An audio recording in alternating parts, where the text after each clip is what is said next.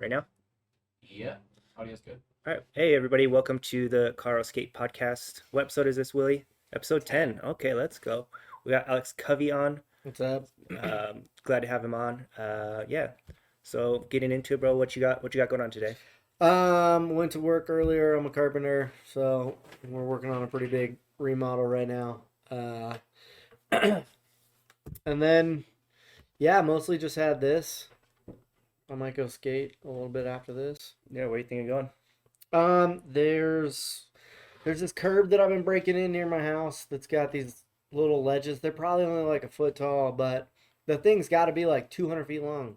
And so, um, got the whole setup. Got a rub brick and some clear coat, a bunch of wax, and try to break in some of those ledges. The curb I got going pretty good. Where's that at? This is up. There's like some industrial stuff up in like between Thornton and Brighton, up off 96th. It's up there. Okay. Yeah. So quite a trek for a curb. Yeah, I live up there, so Oh, like, you live up it's like there. on Okay. my All way right. home. Okay. But like, That makes sense. but it's also good. It's just sort of like out on its own. I think it's like an empty warehouse, and so Oh, there's. no zero bust factor. So I did get talked to the other night there by some security because I guess that they still are sending security out there. So I'm not sure if it's a zero bust, but I don't know. It's a great curb. Okay. 200 feet of rub brick and wax sounds like a real job. Yeah, it's one of those things I'll probably do like one section Sections at a each time. time that I go there. Yeah. So like whatever, 8 feet. Yeah. So you're gonna like just start with one section and start expanding it, or you're gonna do one section and then a gap and then so you can kind of do some lines. That. Yeah. So I'll probably do. I mean, I want to sort of map it out on like how you would hit it, Mm. but it's probably somewhere. I don't know. I think it might be like three sections, and you might be able to curve in and like Just get three good tricks. yeah, eventually link them all together. Yeah. Yeah. Yeah, something. I might just make the middle one really big and then have two outside ones so that you could do lines. Mm-hmm. But I don't know. We'll see how it all pans out. Right on. You gonna take But anyone up there to help you, or you're gonna solo mish I mean, so far I've been spot builder? solo up there, but I'm sure. I mean, if any of the homies come out, I'm sure people will Yeah. Are you any other homies up there that you skate with around you, or help. So Ryan's up there. oh, Ryan's up Ryan there? lives up right by me. There's a couple dudes up there, but I mean, you know how it is. Like, I mean, I grew up in Boulder, and all my friends just sort of spread out, and so at this point, we're all just sort of driving all over. Plus, there's so much good skateboarding that it's hard. Like staying local, while it's nice for those days where it's just like, dude, I only have 1 hour. I need to not spend it all driving. But any of the days where you got time, man, it's like there's so much fun stuff to check out. So it's crazy. It's crazy how much stuff there is here. I mean, even just skate parks, it's it's wild. I mean, 220 plus Is that how many last there are time now? I checked.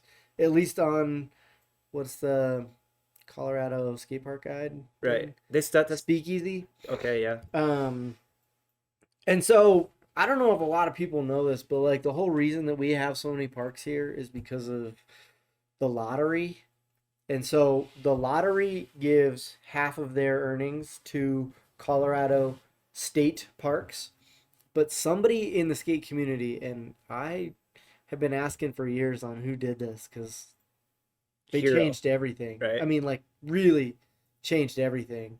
Um, they talked somebody at the state into lumping in skate parks with state parks. Oh, And so we get this huge chunk of lottery money, which is why you see towns like Arvada that have, 5 skate parks or however yeah, fucking many like they a have now. bunch of parks because they're getting a ton of money. And so they get to, because those parks, I mean, Big Arvada, Awesome. how many millions of dollars did that cost? A I mean, lot. like, that park's crazy, Mm-hmm. Park's you great. know, and like, so, yeah.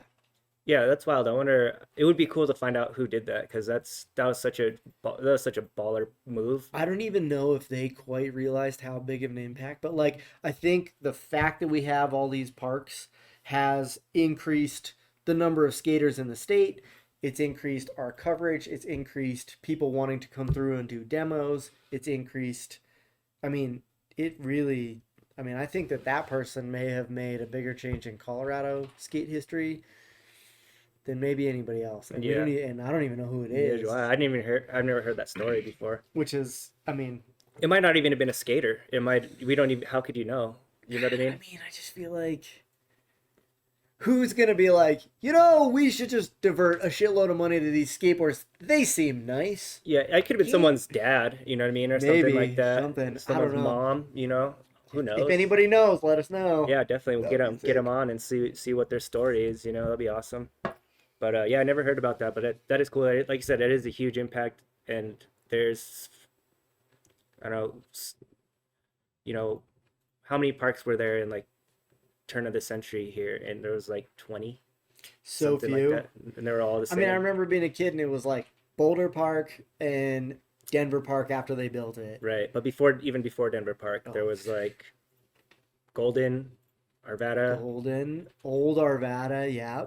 There was Old Boulder Park. Boulder Park, yep. And there was Lakewood. Lakewood had that really, really bad park off of Union. I don't know if it's still there. I don't know what happened to it. You remember? It was like crazy. It had like it was so weird. You know that park that I'm talking about? I'm not even sure. Dude, it was really bad. Probably the worst park in Colorado. Um, they had that park. When I lived up there, they had Snake Run skate park in Lakewood. It was like that off Mississippi, right? Or I don't think it was quite that far. It was like right near Green Mountain. oh, But that one is hilarious because it's called Snake Run, dude. uh-huh. There's no tranny. There's no Snake Run. That's hilarious. It's like one straight shot. It's Uh-huh. all downhill, Right? and so it's like a couple stairs and like some ledges and a bank, and Yeah. it's weird. It's a weird park. Yeah. It's fun though. Yeah, they had some pretty ill-designed parks. Then they had, I don't know who had the contract who was the contractor who built Denver Park because in that era generation of skate parks, they had like Commerce City, they had Denver, Edgewater. Boulder. Did they built the When park they in when Boulder? they did the new Boulder Park, and that Oh. was like 2002. Okay. And then what else? They had one down south, and then what was it? One way out east in Aurora. Oh, which one? It's got like the super long rails and like it's kind of narrow. I don't remember what it's called. I've been there like one time, like Huh. super long time ago. Yeah, that was an interesting time of skate parks. Because I don't think that those designers really were skaters or anything. I don't know who did it, but they were good though. They like so it was interesting because you could tell that it like wasn't really skaters, but that they were getting pulled onto a lot more skate parks and starting to starting to try. figure it out, or Yeah. like, but still from this perspective of like, you know, where there's like stuff that gets built that if you are a skater, you're sort of like, huh, what exactly were you thinking there? Yeah, some of the stuff is pretty ill-conceived, even at Denver Park and Edgewater. Like it's not totally appropriate, and they were trying to do stuff, but I mean, yeah, yeah. The flat bar on top of the pyramid at Boulder Park, mhm, that's like the super steep, huge pyramid, right. and then like a fucking 10-inch rail, a foot tall rail on top of it. Uh-huh. Like, What are you thinking? who's skating this? Right. How? How? But But yeah, so they did a lot of good stuff. yeah, there's still all You those know, parks are that- still getting skated. You know that the East Wall is super sick. Like D Park has so many great features. Mhm. A lot of weird kooky stuff, but like Yeah. It is what it it is. is what it is. What are you gonna do? Yeah. It's still a rad park. Still iconic for sure. They recently I didn't even fill one out, but they recently had some like put out something about asking whether or not they should make improvements to D Park, and if they were going to make improvements, what those improvements would be. And so they're sort of like asking people like, how would we improve D Park, your That's crazy. overall experience at D Park? Yeah, what would be an improvement on on Deep Park actually. Like how could you So what it's could you tough because possibly do? there's a couple different ways you could take it. You could take it like, how would you fix the park to make it like a way sicker skate setup, which financially You can't do it, right? not even Not remotely feasible. doable. But you could start looking at like, what can we do to make it a little bit better. The number one thing that I think that people don't think about is shade. Oh yeah. More shade, Hmm. you know? Yeah, that's And what like, I went to the planning meeting for Arvada Park, one of those meetings, and that's what I brought up. I'm like, dude, have one feature covered. Like have the mini ramp and just put a covering over it. Any feature. So if it's raining, if it's snowing, if it's 100 degrees, you have one feature where you could go and skate in the shade or skate out of the rain. And that's why I mentioned. They're like, "Ugh." I'm like, I went to that meeting not expecting them to listen to anything that I had to say, but that was one thing that I feel like, yeah, like you see like a lot, not a lot, but you see some parks like in Oregon, in Florida, where it's raining all the time, it's hot as fuck all the time, and you're like, dude, we're gonna put this under the bridge. We're gonna and they do put it in a smart place where they're not having to like pay for a building. They just stuck it under a bridge. mm-hmm, Give us a fucking bridge. mm-hmm. And then there, like if you're back on the highway before they tore the highway down, that whole stretch of I-70 there is just all nothing under that whole bridge under there by the Coliseum, and I feel like they could have made some pretty sick shit down So there. there's a bunch of. I was looking at a spot over there the other day where, like, if you're on 25 and getting on to 70 east, dude, you like come around the corner and you could pull underneath it, and there's this slab. There's a couple Jersey barriers. It's like, dude, a flat bar, a cinder block ledge, like a little bit of Crete on some of these Jersey barriers. Like, dude, we'd be having a fucking blast. Mm-hmm. All year round, like Right. covered perfect. Yep. But like, I know that as soon as you put a couple things in there and you get a couple cars parked out there, like some cop's gonna pull over and be Right. like, what are you guys fucking doing?" It's like, Yeah. And it's like at this point, there's like we were saying, there's not really much to complain about as far as skatable places in Colorado. So what we've got is really great. But Dave Davis shout out to you, says loves you squeak. "Oh, what up, Dave?" Dave's in the house. Dave's rad, dude. Dave's the best yet. So yeah, so skate parks, great. Where's you kind of skating like not Louisville, but is it I see you kind of up there, right? Louisville. So I'm up in Thornton, and so I'm Oh, skating Thornton a lot Park. of stuff up there. Let's see. I don't much go to Louisville Park. That park is built weird. Right, that was like one of the one we were talking about too, right?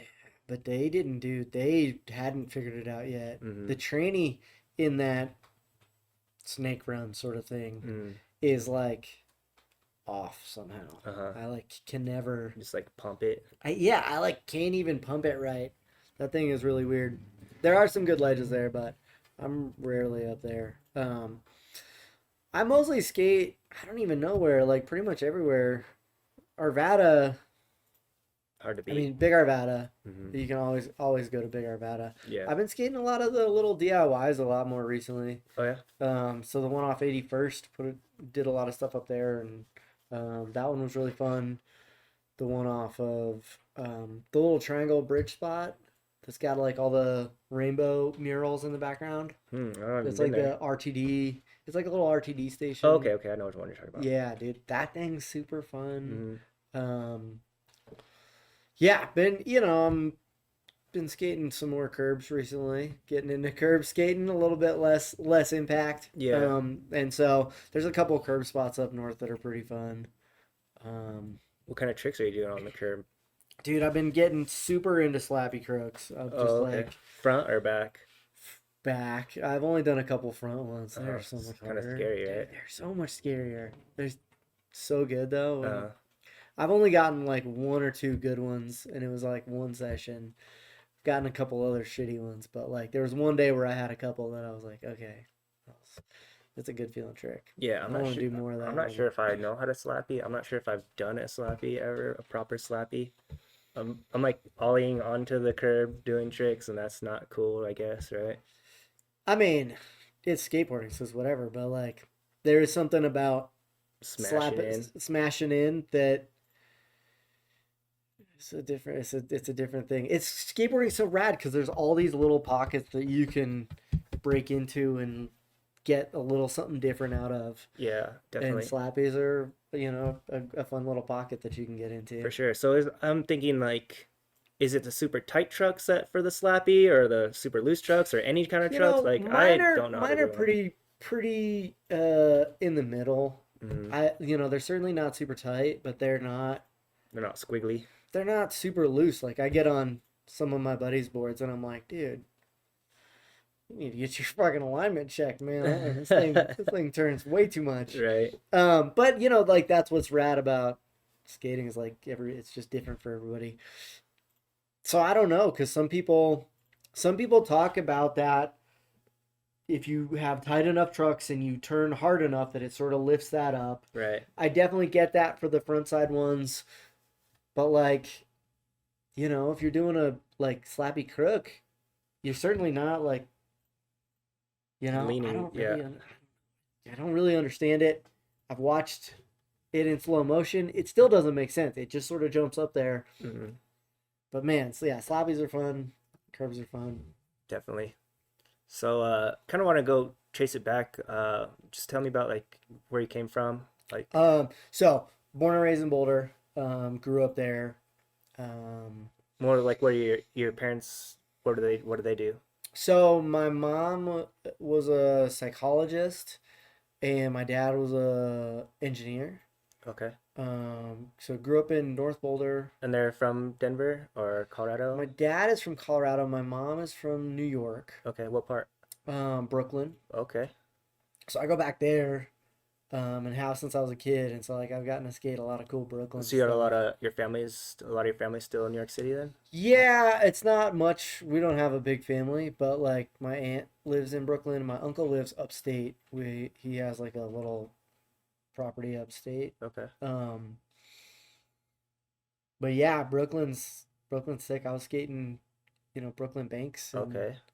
like I bet the first time I skated Brooklyn Banks was like 96 maybe. Really crazy. Did you see Yeah. anything crazy there, or see Like, anybody, or what was it it like would back be then? like on a family trip, and Mm-hmm. so I'd only get to skate it for a couple hours. I'd ask my folks to drop me off. Mm-hmm.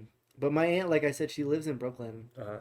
and so it wouldn't have been too far. Mm-hmm. But like, I would have been, so 96, I would have been 12. And I think that my mom like dropped me off at the Brooklyn Banks Wow. and was like, "Have fun. We'll come pick you up in a couple of hours," kind of thing. Mm-hmm. And like sort of before cell phones and stuff. And so like I went and skated.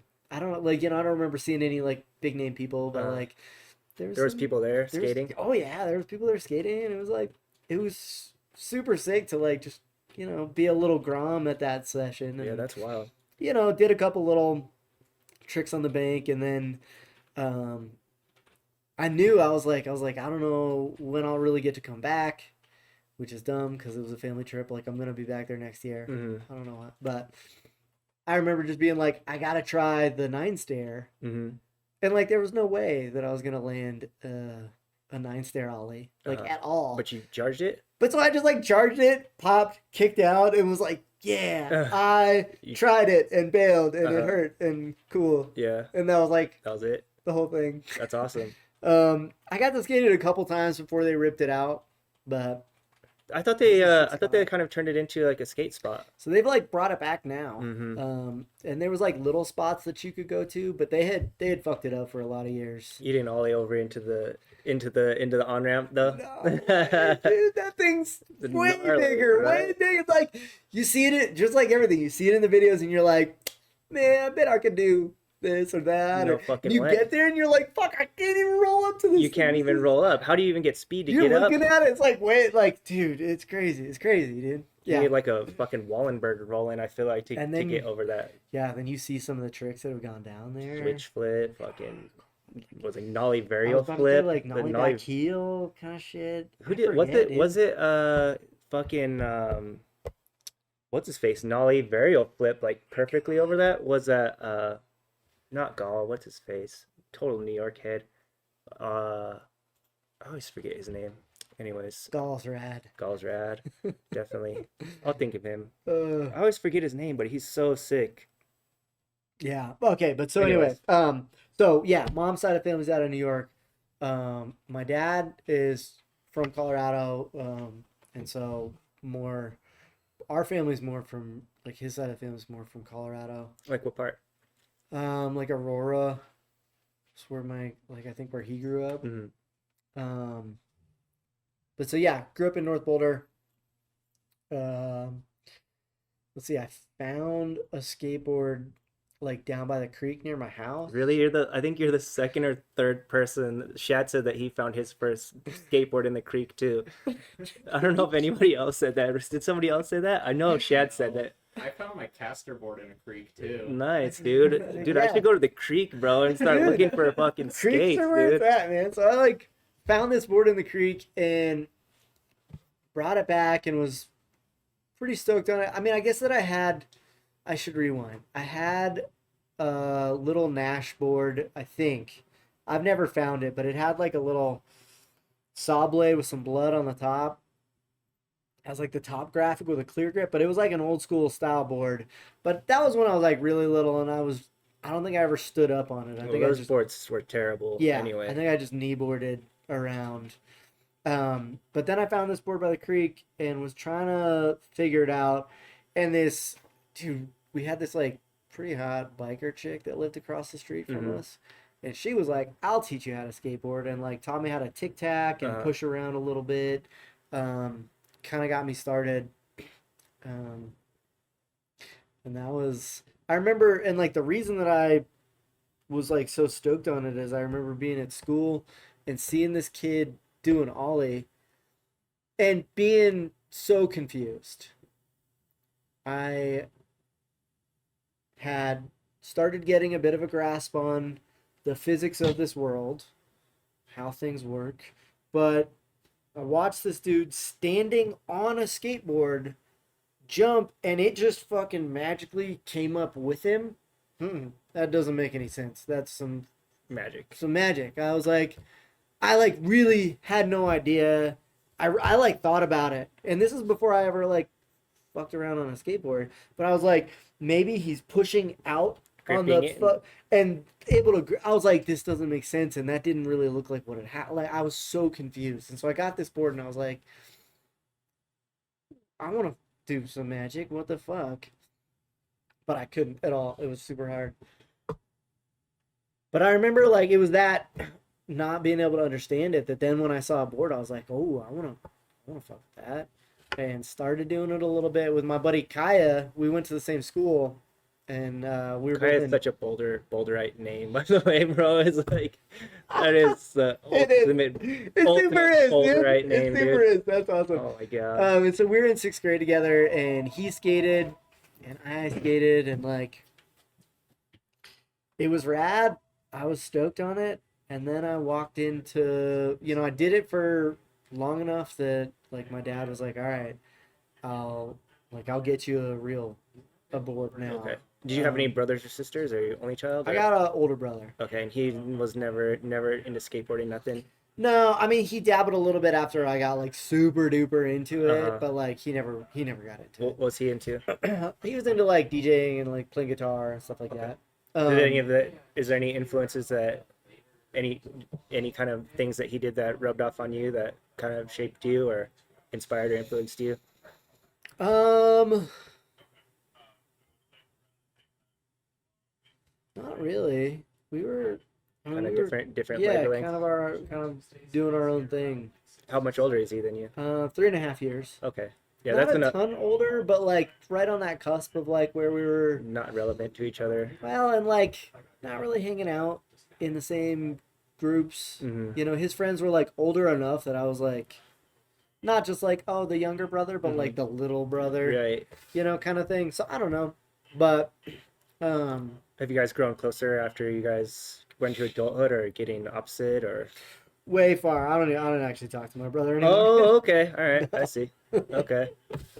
Right on. But yeah, started like so. Then my dad, because my dad's whole thing was just like, if you tell me you're into something, like 2 months, you know. Mhm. And then I will Kind of we'll invest look in at you. we'll look at investing in like making this a real thing, but Mhm. like don't come to me like, yo, I'm super into baseball this week Mhm. and expect to get a jersey and some cleats and shit, you Right. know, like Show me so some 2 months determination. Or... in having this crappy board, you know, my dad brought me to Brothers Boards Okay. In in Boulder. Boulder, and Where was that? Where was that Boulder at? Pearl Street or? that was off of Arapahoe and 33rd, Okay. so just a couple blocks away from the skate park. Oh, okay.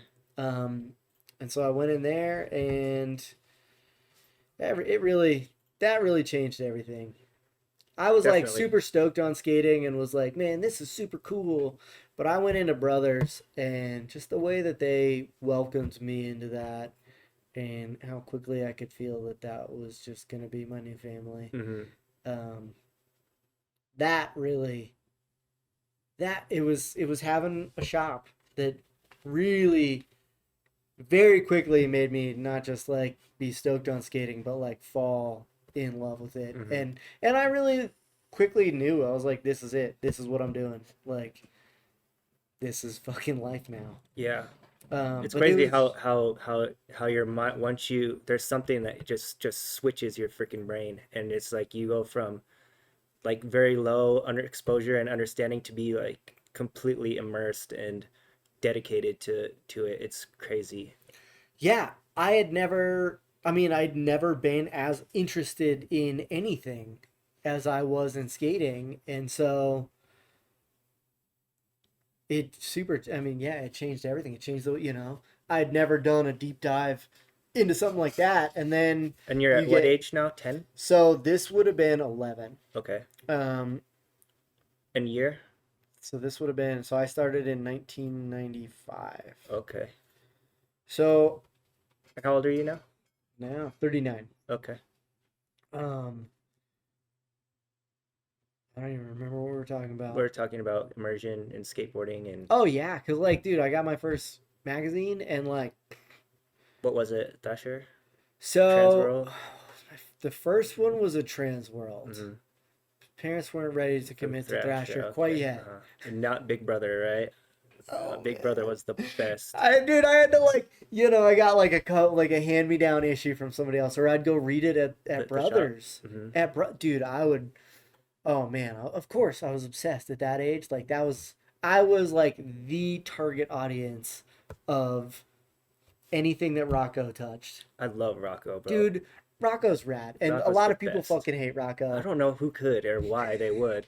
Well, it's the dudes that were like super dedicated to Powell and Santa Cruz and Okay, and the ones that he was clowning on all to the the brands max, that right? he He was fucking fucking smashed. clowning, right? Okay, I Um, see that now.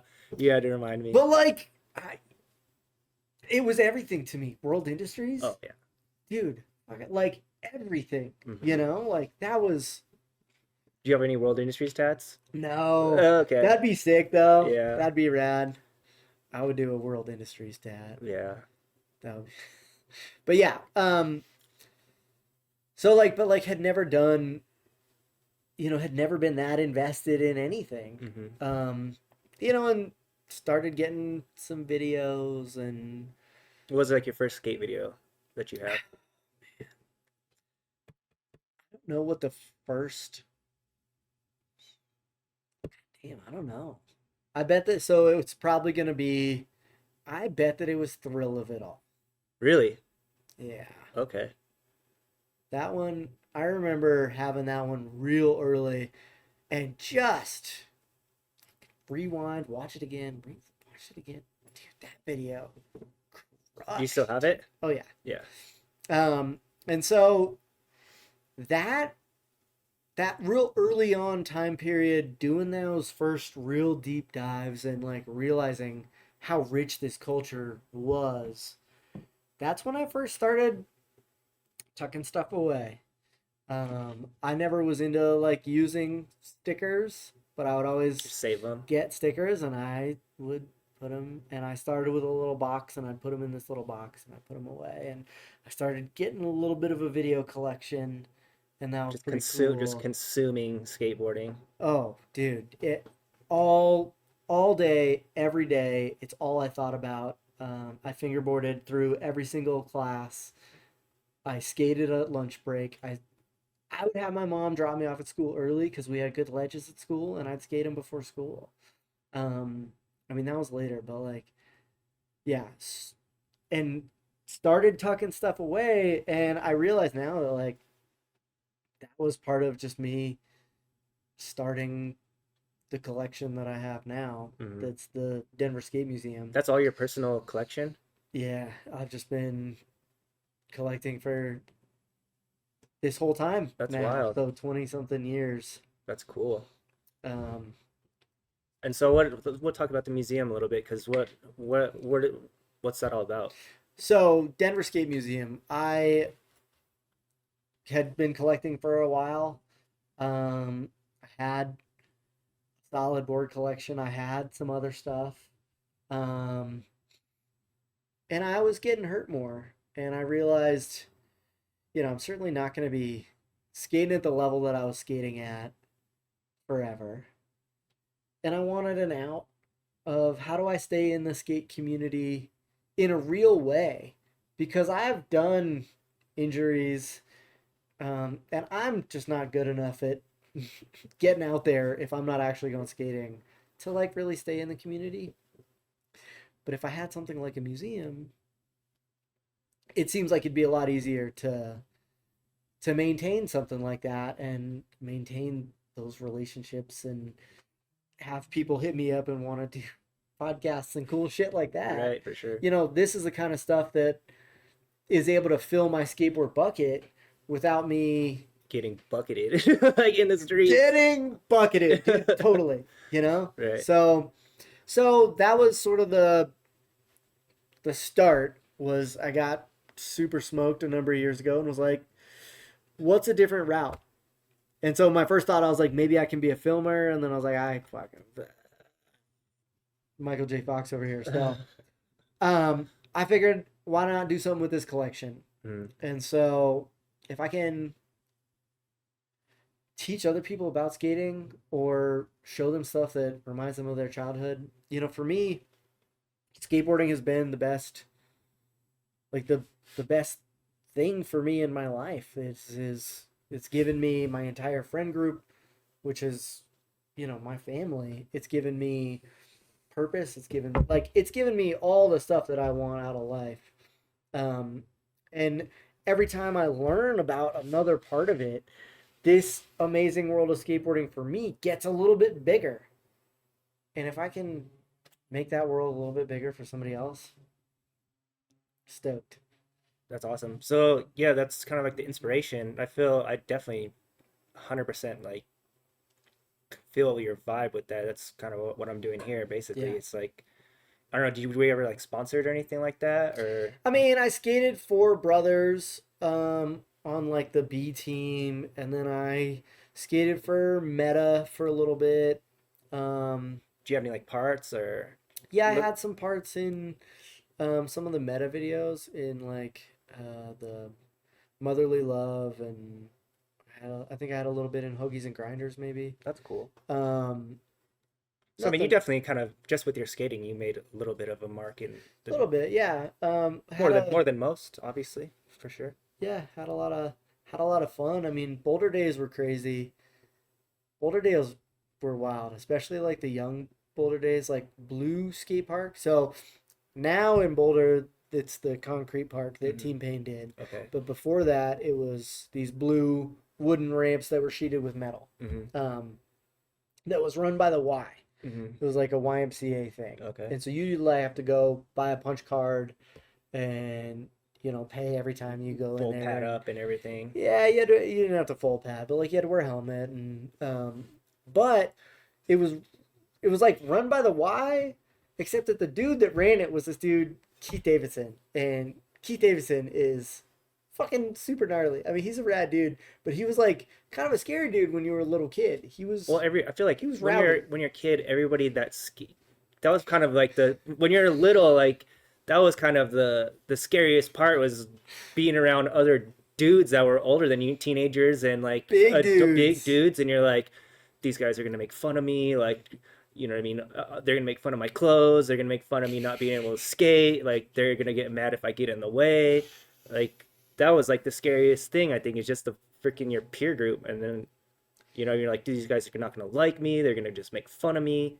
So scary. It was super scary, and like, I mean, at that time period, so we're talking 1996 Boulder Park, because they did the new park in 2002 or 2001 maybe, and so there was like a good number of years there.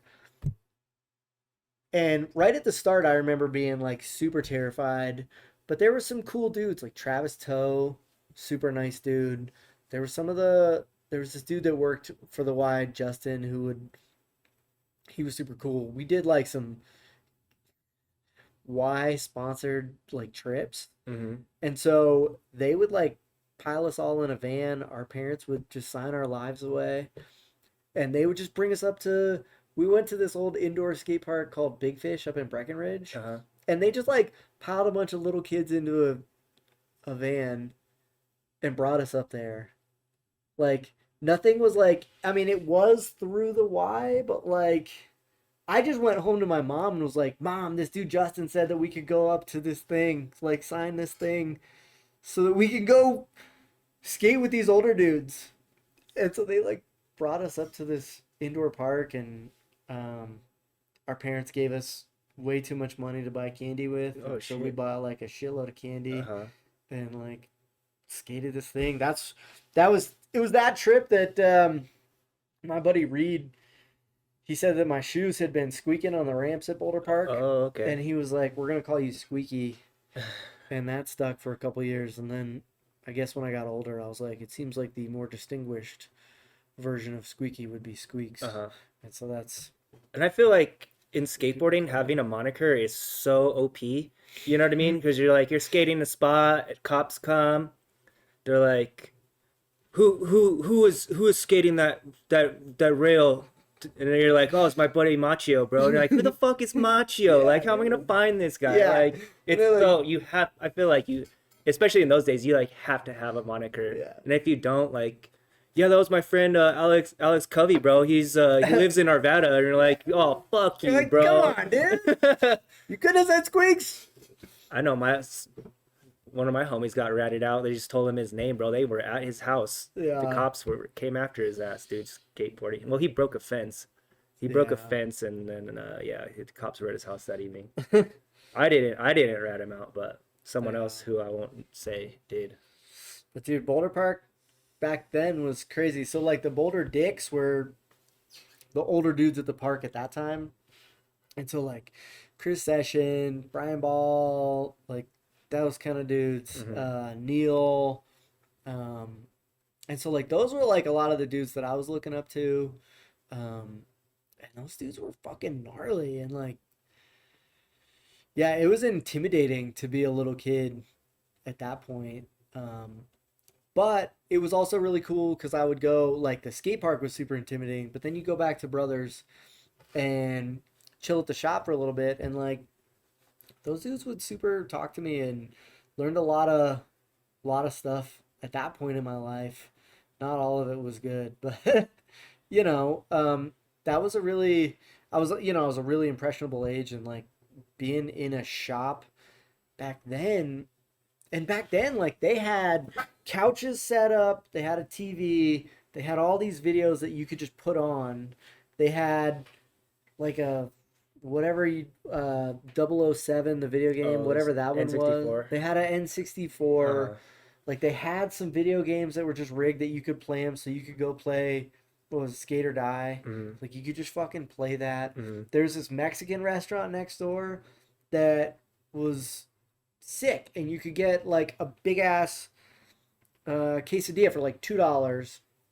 And so me and Reed would like go get quesadillas, go there, spend hours and hours poring over videos and looking at magazines and bugging the dudes that work there Just and not full spending full any lurk fucking money. mode, just Oh, pure lurk mode.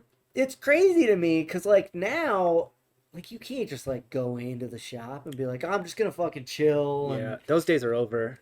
dude, like it's but like that used to be like was where I would go after school. Like Mhm. that's where I would spend all those hours, and Mhm. like my whole weekend it was just like go to the park, go over to the shop, hang out for a couple hours, go back over to the park, skate some more. Um, it's weird thinking that kids don't have that now. Mm-hmm. Yeah, I think that those days are long Because gone. that was like one of the biggest like influences into like why I fell so much into skateboarding at that time. Mm-hmm. But I guess they must get it at like the park now or Moved something. I don't online. know. Yeah, they're on the Instagram. Online. Mm. Weird. Yeah, I guess I don't know. Like or else the because I mean even I feel like we were talking about it last episode how kind of that spot local kind of is culture is kind of done with too, Totally. because there's so many places that you could go that there's no reason to just go to the one spot every single day like we used to. You know what I mean? It's weird. Yeah. Cause like growing up, Boulder Park. Yeah, you knew exactly who was gonna be there Well, every like by single the day. time I hit 16, 17, you know, in my head, like I owned that. Right. Like it was mine. It's yours, right? And so like kooks would come in doing weird shit. Mm-hmm. Not today. Right. Like we would fucking, you know. But I also was like Boulder learning. is absolutely cooked too. Like Oh, full at this of point, kooks. fuck, it's crazy. But Uh-huh. like, dude, back then, and especially like learning from the Boulder Dicks, like, because those dudes, bikers would come in acting crazy. Like I Mhm. seen Greg Kelly get fucking nuts, some world star shit. Oh, yeah. You know, and like, I learned real quick, like, if somebody's fucking around in the park, like, nobody's gonna stop them. Mhm. Like that's our job. Right. And so like when people would come in there, and I'm real OCD and I'm also real into etiquette. Not so much rules, Mm-hmm. but etiquette. Mm-hmm. You know, and so people spitting at the skate park. Mm-hmm. Oh my god, dude, Mhm. I would fucking lose my shit Uh-huh. back then. Uh-huh. But that was a time when there was park locals. Right. That's And what I'm there talking was about. there was Those days are over. territorial Yep. you know, like Mhm. for me it was like this is fucking mine and I will protect this at all costs. Right. And if you want to come around in here acting fucking stupid, like Mhm. shit's gonna happen. Yeah. And now it's like there's That culture's gone. yeah. I think Denver Park is the only I was place. about to say, I was like, D Park. D Park is the only spot where it's like, Don't fuck around, or if you might want to learn a thing or two. I mean, I hate to say it, but like, you know, I just saw that article come up about the sentencing of that kid that Oh, got the kid got fucking shot. That shot. kid. Yeah, like, yeah, don't like D Park's crazy. D Mhm. Park's nuts, and there's like locals who have been there for a long time, Mhm. and but everywhere else, It's not that way. I mean, a little bit, you know, Bob Black at Arvada. Right. But I mean, he's not. Bob Black's great, but I mean, he's not been here forever. No, no. But And he's done a lot for Arvada in terms of like talking with the city and stuff. Yeah, But he like does. He does his thing. I'm just thinking of like anywhere where I could like try to put somebody to a park. Right. Cause like for me, like if I even try to put myself like what park do I even skate the most? I'd be like, I don't even know. They're all so good. You Right. know, like Yeah. Whereas, That's what I'm saying. That's like the having it all spread and having so much choice. It's destroyed that element of skateboarding of the local culture. it's super ass. Yeah. And it's 'Cause, not like- for good or bad, but it's just the evolution of it. Totally. I mean, I think yeah, there's pros and cons, but like I used to in high school, I'd get out of school and like I could skate down to the park. It would take me a little bit, but I could skate down there and like I didn't call anybody or text. I probably didn't even have a phone. We just assumed that that's where you were But at all well, times. like that, like you just knew that there was gonna be a session there. You knew it. You knew that the dudes were gonna show up, and that there was gonna be like 15 dudes that you know super good, ripping, Mhm. and that you get to join in on that. Right. And like, yeah, it was a thing where like you didn't have to be like, hey, where are you going? Hey, It's just what about this? And like now, yeah, like those sessions, you know, like there would be sessions where there'd be 30 dudes solid. Right. Just the fucking exterior of that park would Just just be line. like dudes that I fucking like every one of them I got stories with. Right. And like and now if we can get 7 Mhm. of my That's homies to huge. get That's together, insane. like yeah, like I'm stretching. 7 is like I like, I can't even remember the last time it was 10. Mhm. Mhm. And we used to have 30, Right.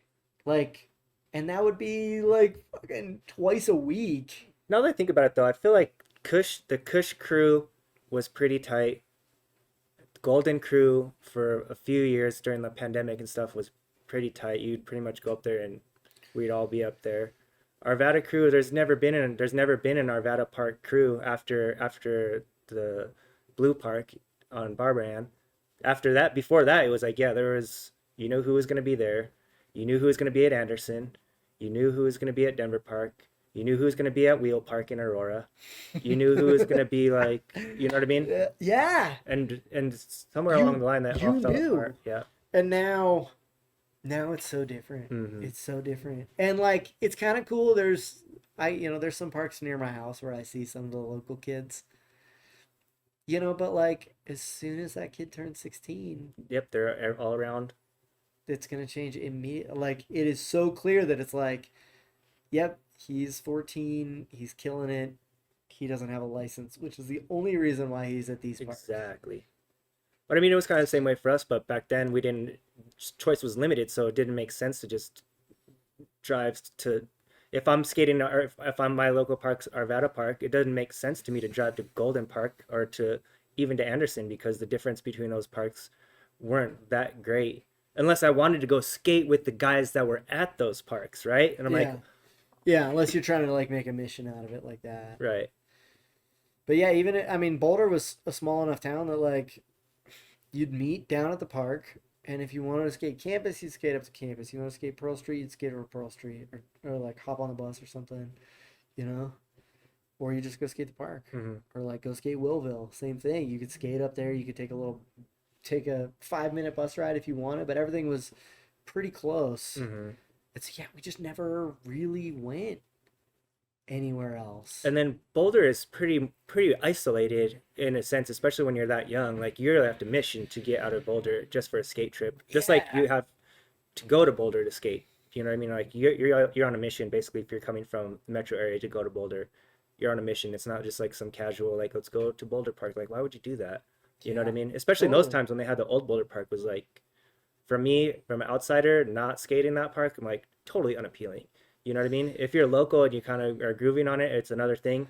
But there was a Boulder Park vibe for one, and for two, like the park was not easy to skate. Like there wasn't like too much flat anything to. It was like you're in the park, you're in the middle of the park once you're there. You're like, dude, am I stepping to any of these features? I'm like, not really, dude. It wasn't until they get outta here. added the 3-foot mini that there was like really something that you could mellowly like approachable. warm up on. Mm-hmm. Because yeah, the park, like the street section of the park was like pretty pretty tight Yeah, and gnarly. compact. And then it was like the 6-foot ramp in the back, but that thing had its character. Right. And then there was like the vert ramp. Mm-hmm. That thing was, from what I hear, amazing, Mm-hmm. but was way out of my league. Like the week before they tore the park down, I like wanted to get it off my bucket list Mhm. to drop in on it, Mm-hmm. and got up there and was like trying to get my courage up, and it like started to rain, Oh. and I was like, no, this is like my last fucking chance, and like fully just like dropped in and leaned too far forward and like ate so much shit, Oh my god. and like ran back up the ramp, and it just like opened up, Just dumped. and it was, and dude, I never ended up doing it. That sucks. They ripped it out. Yeah. Regrets. Skate But- regrets, bro. Yeah, but I dropped in Painful. on the deep end of the snake, so Okay. whatever. Yeah. So, growing up skating, kind of sponsor had a couple parts and stuff like that. What age was that? You're in So- high school or? Yeah, I would have started having parts probably 15, 16. I mean, I started filming with my buddy Reed like immediately. Mhm. So we filmed some like little dork parts when we were kids. You have any of that footage still? Yeah. That's awesome. Do you ever throw it in and check him out, or Dude, it's on VHS. I'm so fucking scared to. I've oh, been trying to. you want to fuck up the Yeah, tape? so what I'm like, I'm trying to find a super reputable but also affordable place where I can take a bunch of VHS and get them transferred. Uh-huh. Um, I've got a bunch of like collectible like skate tapes. Mm-hmm. I don't think that I'm gonna transfer any of those. They're all on anything like that's on YouTube and whatever anyway. Right. Waste of time. But like Your personal stuff. I've got a ton of like VHS tapes of me skating. That's wild. That I want to like take somewhere because I hear they've got a whole process where they make sure that it's not too dry and they moisturize the tape or whatever, copy it, and I don't really fucking know. But yeah, I have old footage of that. So me and my buddy Reed made a tape. Then I made a tape with this dude who was maybe he was like in film school or something, but he was trying to do a project. So we made a little video part that was pretty rad. Music in there, or yeah, what were you skating to? Like atmosphere, I think. Oh, really? Okay. Yeah. Right on. And then yeah, so then my first like actual sponsored part would have been with Meta. Uh-huh. Because I was on the brothers team, but they didn't put me in the video when Ghetto Blaster came out. Mm-hmm. I was like in the credits, I think, you know, Okay. just like in the background or Right. some shit. Although, funny story, me and Reed were like with them the day that they took the photo that ended up making the cover of the video. Uh-huh. So like me and Reed are like on the cover of the video, Uh-huh. but not in the video. Still sick. It was sick. It was super rad. Brothers was such a great time. Dave Davis's part. Yeah. Speaking of Dave, like his part in Ghetto Blaster. Mm-hmm. I mean, that part stands up today. Really, I haven't seen it. It's fucking so gnarly. Dave's a beast. Dave is awesome. Dave is a fucking beast. Dude. He's a legend. Prime Dave Davis, bro, is like hit between him and Travis, just holding it down, right, So representing Colorado so fucking hard. Best frontside flip in the state. Yeah, definitely. For sure. For And since I to honestly, this day, like, arguably. on hips, I would take him over Reynolds. Really. Reynolds has frontside flips downstairs, Uh-huh. but Dave Davis, Transition. dude, yeah, let's just open it up to any tranny. Mhm. Dude, really, I think where Dave shines is three bank hips going the wrong way, frontside flipping over the full panel the wrong way. Mhm. So comfortable. He makes that trick look so ridiculously easy. Doing that one, he did it at Zuni Park on the Big Pyramid over Oh, a full man. panel Uh-huh. the wrong way. Uh-huh. Yeah, Dave's a legend, dude. For sure. Definitely. Um, Like this show is built for Dave, and I would keep asking him to come on. Dave, when are you gonna come over? yeah, Dave, get on that, dude. But yeah, so yeah, that part you're talking about the brothers video. Yeah. So Brothers video, I was just in the background, but like the Meta video, Motherly Love, that would have been like the first part that I had in a video from a shop, like the full experience. We had a premiere up on the hill. Was at the Mike Riley skating for Meta at that time? No, I don't think so. Who? Mike Riley? I don't even know. You don't know Mike Riley? I might. Okay, I'm not good with names. that's all right. But yeah, that would have been like the first one that I was in. And then like a couple more, maybe the next two that they had, and then I think that I was just not really throwing down that hard at that Okay. point. All right. After my slam at Widowmaker, that would have been in Motherly Love. Mhm. That one, that really changed the way that I looked at skating. What happened? So this would have been, so Widowmaker Gap was down in Pearl Street in Boulder. It was a 5-flat-6, Mm-hmm. connected to a church, and it had a double kink rail. Had like 3 double kink rails coming down it. Mm-hmm. And I wanted to get some tricks there. Went there, ollied it a couple times, and then wasn't feeling comfortable enough to try any flip tricks. And so I was like, hey, let's just try to ollie the rail. I'll try to go over the rail. Mm-hmm. And the board sort of lost contact with my back foot, but I still landed on it. and slipped out and fucking smashed my head super hard. Oh man.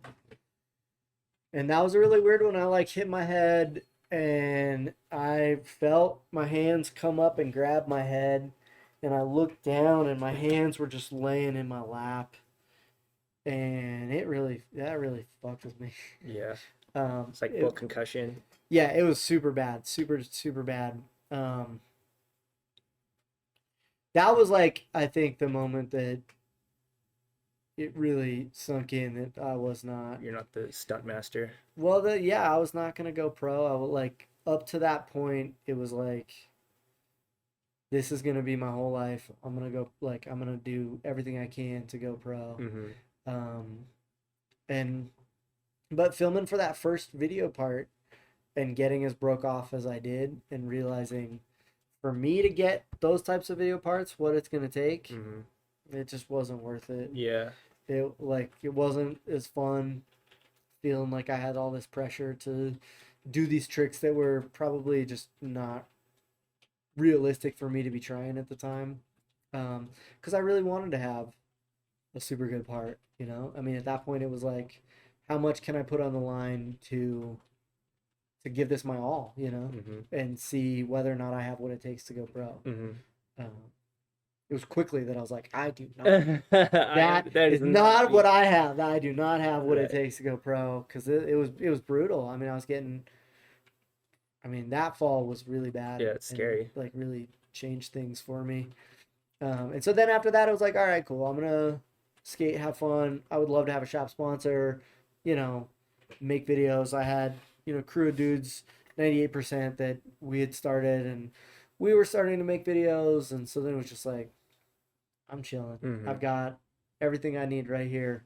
We're doing all the fun stuff, but I'm doing it at the level that I want to do it at. Right. And Yeah. I still push it too hard, and I've gotten too hurt, but what are you gonna do? It's skateboarding. Yeah, I think that's an important kind of realization that people kind of need to consider is like who do you want to be in skateboarding, and what's it going to take for you to come to terms with your actual capability and determination and dedication and time and willpower that it takes to get to where you imagine, you know. Well, for me, the cost is like physical. Mm-hmm. If you want to be a pro skater, you really have to put it on the line, and you're gonna pay for whatever happens to you for the rest of your life. So I hope that it is Worth it. Yeah. And you see the pros who are smart and stack their money and be financially All five smart. all five of them or whatever. There's I only thought it was 3. but- Okay. Yeah, either way, right? It's like not real. Like there's not that And the rest of them just get dropped and they're gone and forgotten. Right. And I mean, and there's I no will money say- in the industry for skateboarders anyways. You know what I mean? There's not. You're getting what, $1 or $2 a board for 5 years. no, like, and I mean, you at see the peak of the golden era, nowadays there's no money for skateboarders. None. How are you gonna make money skateboarding? You have to be at skate league. SLS, You have to be at, Olympics, or you have to like have the social media following or something. put out a shoe. Yeah, but how many people are, how many pro models, how many pro shoes are No. out anymore? None, Yeah, right? They don't like- do that really anymore. No. Like who has pro models? They get colorway maybe on Adidas or something like that, and then like what? But does Business still have? You can get the Business anymore? Can you get like how I many can't pro? imagine them not making it, but I don't know geez, how many I don't pro know, how many huh? pros are actually getting a pro model shoe anymore. Yeah, the money of skateboarding Is gone. it's such a bummer nowadays. Yeah. So I mean, you're thinking about like, what incentive do I really have to be a pro skateboarder anymore? And it's like just for honor. You're doing it straight for honor and glory at this point, Yeah, at this and point, and sacrificing everything else. And you were already doing that anyways before when there was a potential to make money, but now it's like you're a straight freaking gladiator, bro, just for honor because you're not making any money, dude. And you're sacrificing all like the best prime years of your life to kind of get somewhere to make money or build a career, and you're sacrificing all of that and your body and like it's somebody crazy. like Milton Martinez. Uh-huh. I don't know much about his personal life. Mhm. I sure hope he's being smart financially right now. Right. Because that dude, I mean, he's not gonna be able to walk in a couple of years. Hmm. You know, like he's the kind of dude that's out there. He's fucking Just doing for it the love, for dude. the love, and Mhm. I love that. That's That's fucking amazing. rad. But I hope that he understands. Like, it takes one slam, and then you're Done. done. And sponsors aren't gonna be like, man, we should just hook you up forever because you No, were rad. no, they're They the don't. opposite. Even the ones who like, even Red Bull and Monster Energy, the only companies who probably could do something like that, Right. won't. Or you look at like Mike Mo, like one of the greatest dudes of all time, like gets broken off, can't he could still skate. He's still better than Yeah, a bit better than everybody, for I'm sure. sure of it, Yeah, right? But it's like but he ain't jumping down anything. he's not even skating really. You know what I mean? When's the last time you seen a Mike Mo clip that was recent? Like I can't what has been 7, 10 years? I don't know, something crazy like that. Like I mean, I think I seen a TikTok of him like switch flip kicking a bottle cap or whatever that trend was where everyone was kicking the bottle caps off. oh, Do you that's remember funny. that? Yeah, I think I seen him do that, and then I haven't seen him do anything in skateboarding relevant in forever. But it's like, yeah, it's like you can go so high, but then it only takes one. He wasn't even skating and got broke off. You know what I mean? Like you're done. It's just like your career is over. it's yeah, it's super scary, and the industry doesn't have time for that. The industry doesn't Unfortunately, is that's another reason why I made this podcast is because the industry just does not give a fuck, dude. It doesn't care about the greatest of all time. Like what are they don't care about me or you or Shad or Aaron Wheat or T Law or Dave Davis or like all these people that are like totally legendary. You know, I mean not like excluding me in that category, but you know, other people that have made contributions and tried to be somebody and really never ever get the love that they deserved. You know what I mean? The industry will never do that. They never are gonna feature or give love to people that like gave their pretty much everything to it. You know, so it's tough. It's become an industry. An industry doesn't have time for that kind of stuff. That's not part of industry, no, But I remember when skating was not. I mean, it it was, it's always been right. but like I remember when it was at least a little bit less. Um, and that's the time period. That '90s time period is where we're seeing pros that still are, you know, Gons, because like it's not like Gons is putting out new video parts right now, Hmm. but like But Gus he's has his still own. super relevant, He has his own company, which probably helps his coverage. right? But like he is one of those. He's from that era where like you could like Templeton. Mhm. Well, you got to think Templeton, Gons, Nodis, those guys are not one-dimensional skateboarders. They're artists, right? They super are. They super are. They're from that time period of skating where being a skateboarder was so much more than just doing tricks. Right? But then they didn't pigeonhole themselves, right? So like No. Gons has this whole art career, right? And Templeton has this whole like photographer identity and career. Same with Nodis, right? With his companies that he made and designing. So it's like you have to skate this other line of being able to find something that you can do so you can have actual life. You know what I mean? You can make money. You can actually do something. So like a lot of these people that are just skateboarders and just skate, like I feel like it's super dangerous for your life. You know what I mean? Once that falls apart, you lose your identity, you lose everything. Like you're a carpenter, right? Like how did you get into carpentry? Like that's important, right? Like it's relevant in skateboarding. Like how many infinite things can you build as a carpenter that are skatable? You know what I mean? So it's like that's a facet of skateboarding and still relevant to skateboarding. Like, Yeah.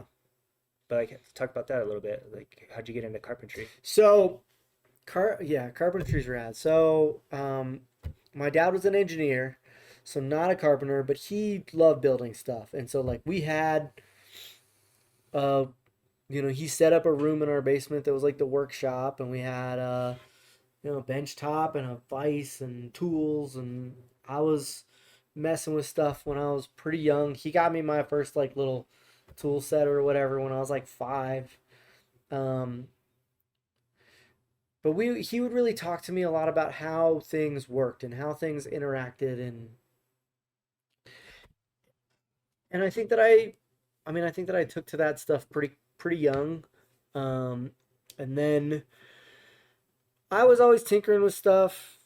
Skateboarding is a lot of kind of building. You're making ramps, and maybe you're not doing it, to building codes, but like you're figuring out how stuff goes together and you're using some tools and you're doing some stuff. It definitely plays into skateboarding because making ramps, making, the stuff that I do now in terms of making spots skatable, there's a shitload of tools that are involved in that now. Mm-hmm. Anyway, um, but really what did it for me was going to jail and getting locked up, and I had no future.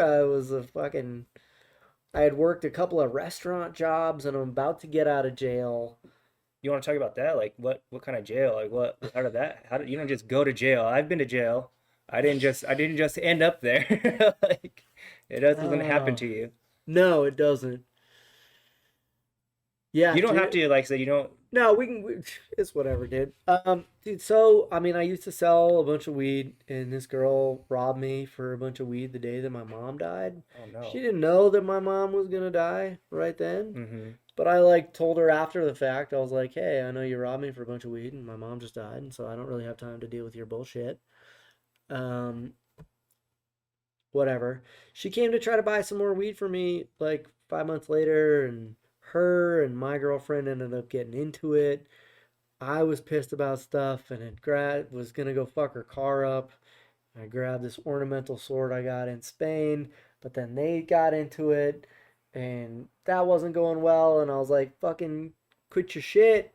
Fucking swatted her with it. And man, that was it. Damn. They stopped fighting and she left. But before she left, she looked at me and she was like, you're going to fucking jail. And I mean, I think that I hit her pretty good, but man, They didn't like that. no, they didn't like that at all, man. I went to jail for a while on that one. How long were you away, man? Let's see, I did a year on that charge, but then I was only out for a little bit before I went back in for another year, and I was out for a bit longer, and then went in for another 6 months. Jeez. Um, but so that first round though, met a dude in there, and he was like, "Dude, you like come swing a hammer." And I was like, "All right, I guess we'll see what's up with that." And that was great, man. I love that. Yeah. Building stuff's great. It's super satisfying. It's not for everybody, but like if you're into working with your hands and working outside and like feeling you get to build something and see it that day immediately, you get to Enjoy the benefits of whatever you created. for me, there's something really powerful in being able to work on somebody's home. Um, that's like a really important space for people. Yeah. I know that for me, like my house is that's a big deal, man. I really like my house and my little area, and like the way that area works for me is a huge deal in my life. If a door sticks a little bit, I notice it every fucking day, you know? And so like I get to make somebody's house really nice. Mm-hmm. That's awesome. Yeah, definitely. That's a big deal. I'm able to change, the whole I'm able to change things for a whole family. Mhm. We're able to take a house and a kitchen that are not working for the needs of a family. Mhm. We're able to fix that and make it work super good for them. That's Pretty satisfying, right? dude, it's super satisfying.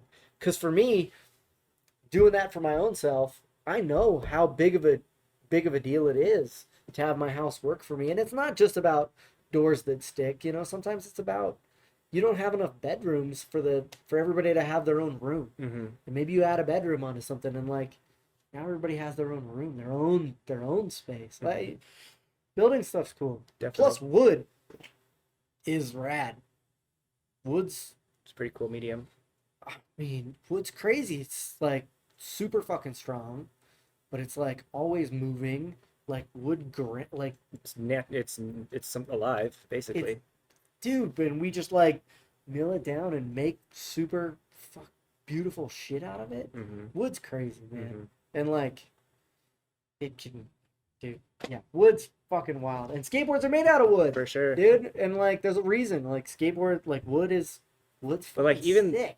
think about it, it's like super specific kind of wood is for skateboarding, and it's so mind blowing to me. You can't just like get any kind of wood and make a skateboard out of it. Like Hard rock maple, dude. yeah, man. And only certain maple from certain Canadian maple. Like you can't just go grab some other maple and have it perform. Like you need that hard Canadian maple, bro. It's incredible. Yeah, it's super wild. And when you really get into like even more than that, like, dude, board construction and like how much it takes to like really make a super solid board and do the gluing process just right. And Pressing process, shaping process, design process. dude, Professor Schmidt has been What a like genius, bro. fine tuning skateboarding and still is like the shit that he does now. Mm-hmm. I forget what the dude who he's working with, but it's like one of these Olympic athletes. Mm-hmm. And he's just making stacks of boards for this dude.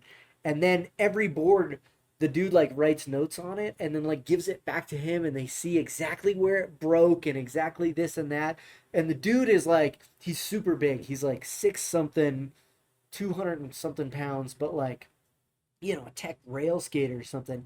And so the boards they're making for him are like 8-ply, bigger wheelbase, like all this weird stuff. Like, dude, Paul Schmidt is a legend. Totally.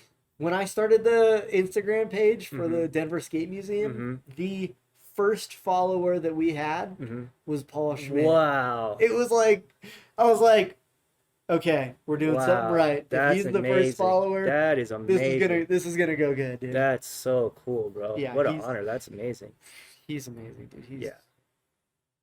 Yeah. And legendary. dude, I think I hit him up and asked him a question, bro. That fool responded to me like pretty quick. I'm like, dude, how do you have time to like respond to me over some dumb shit that I've got to ask you about? He is dedicated. Yeah, what a man. He's What a man, dude. and like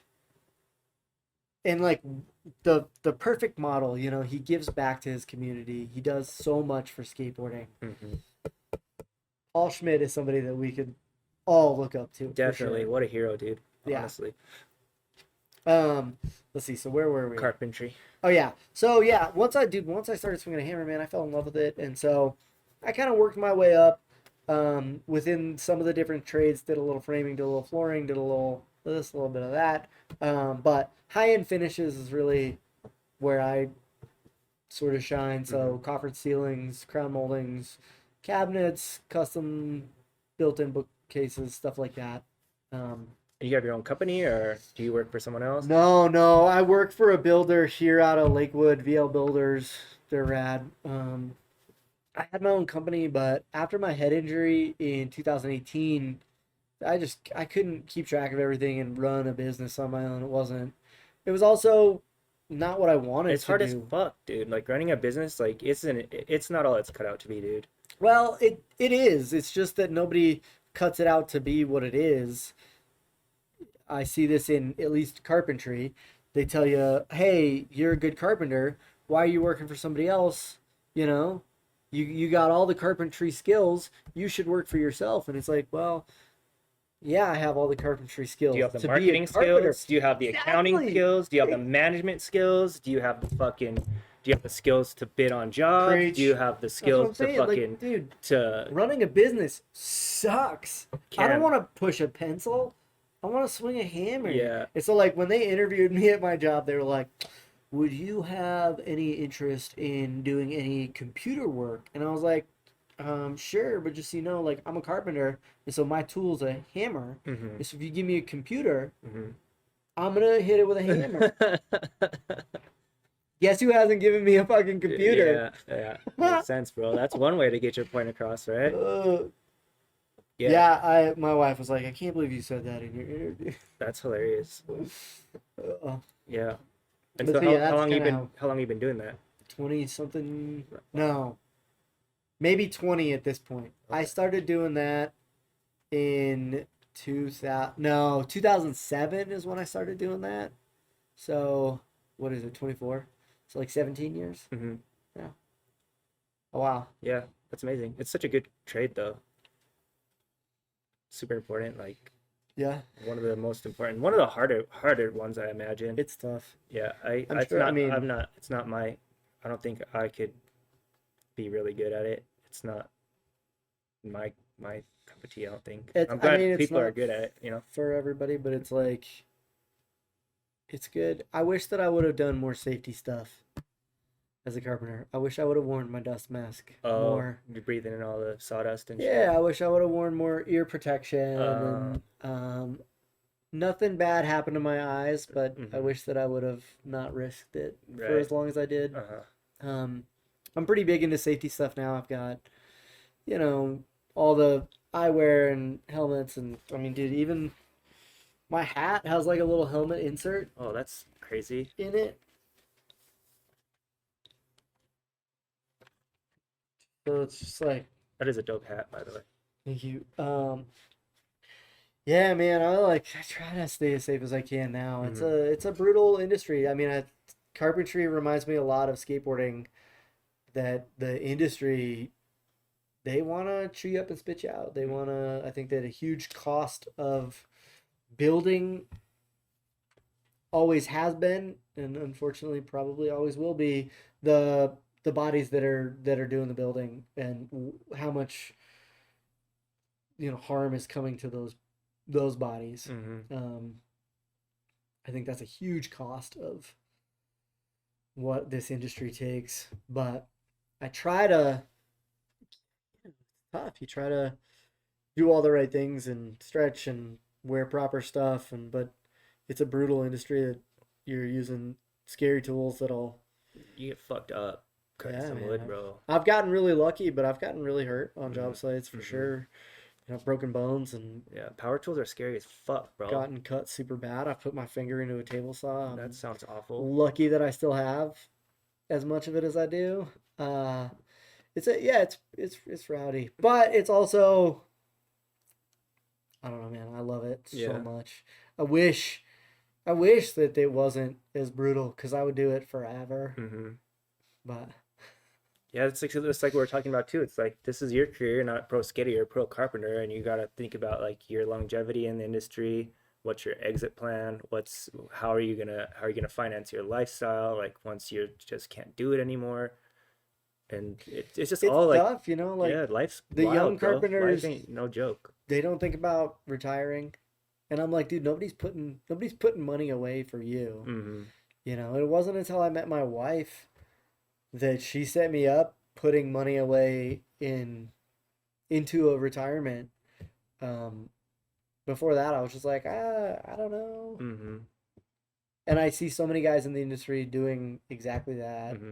Making good money, like just as much as you make, the more you don't make good money. Is that what you're saying? Not really. No, I I always mean, imagine like tradespeople kind of balling as ballers. Like, God, is that not true? it seems to be made out that way. Hmm. But like, I don't know anybody in the trade that's doing super good that doesn't own a big company. Uh, Like those are the people that are making the money. But hmm. like anybody who's actually doing the work, Hmm. I don't know any of those dudes that are like killing it Hmm. um in a real way. Yeah. And they're making enough money to feel like they're, maybe competing with somebody else, but again, at the same time, it's like you're destroying your body to Hmm. do that. Hmm. Are you saving enough money to pay for the medical expenses you're undoubtedly going to need Hmm. because of the career that you've chosen? Hmm. I'm not sure. Yeah. I'm looking right now into what else I can do with my life because everything hurts too much. That's crazy. Yeah. Um, but it's kind of scary because like I don't know what the hell else I'm gonna do. Hmm. You know?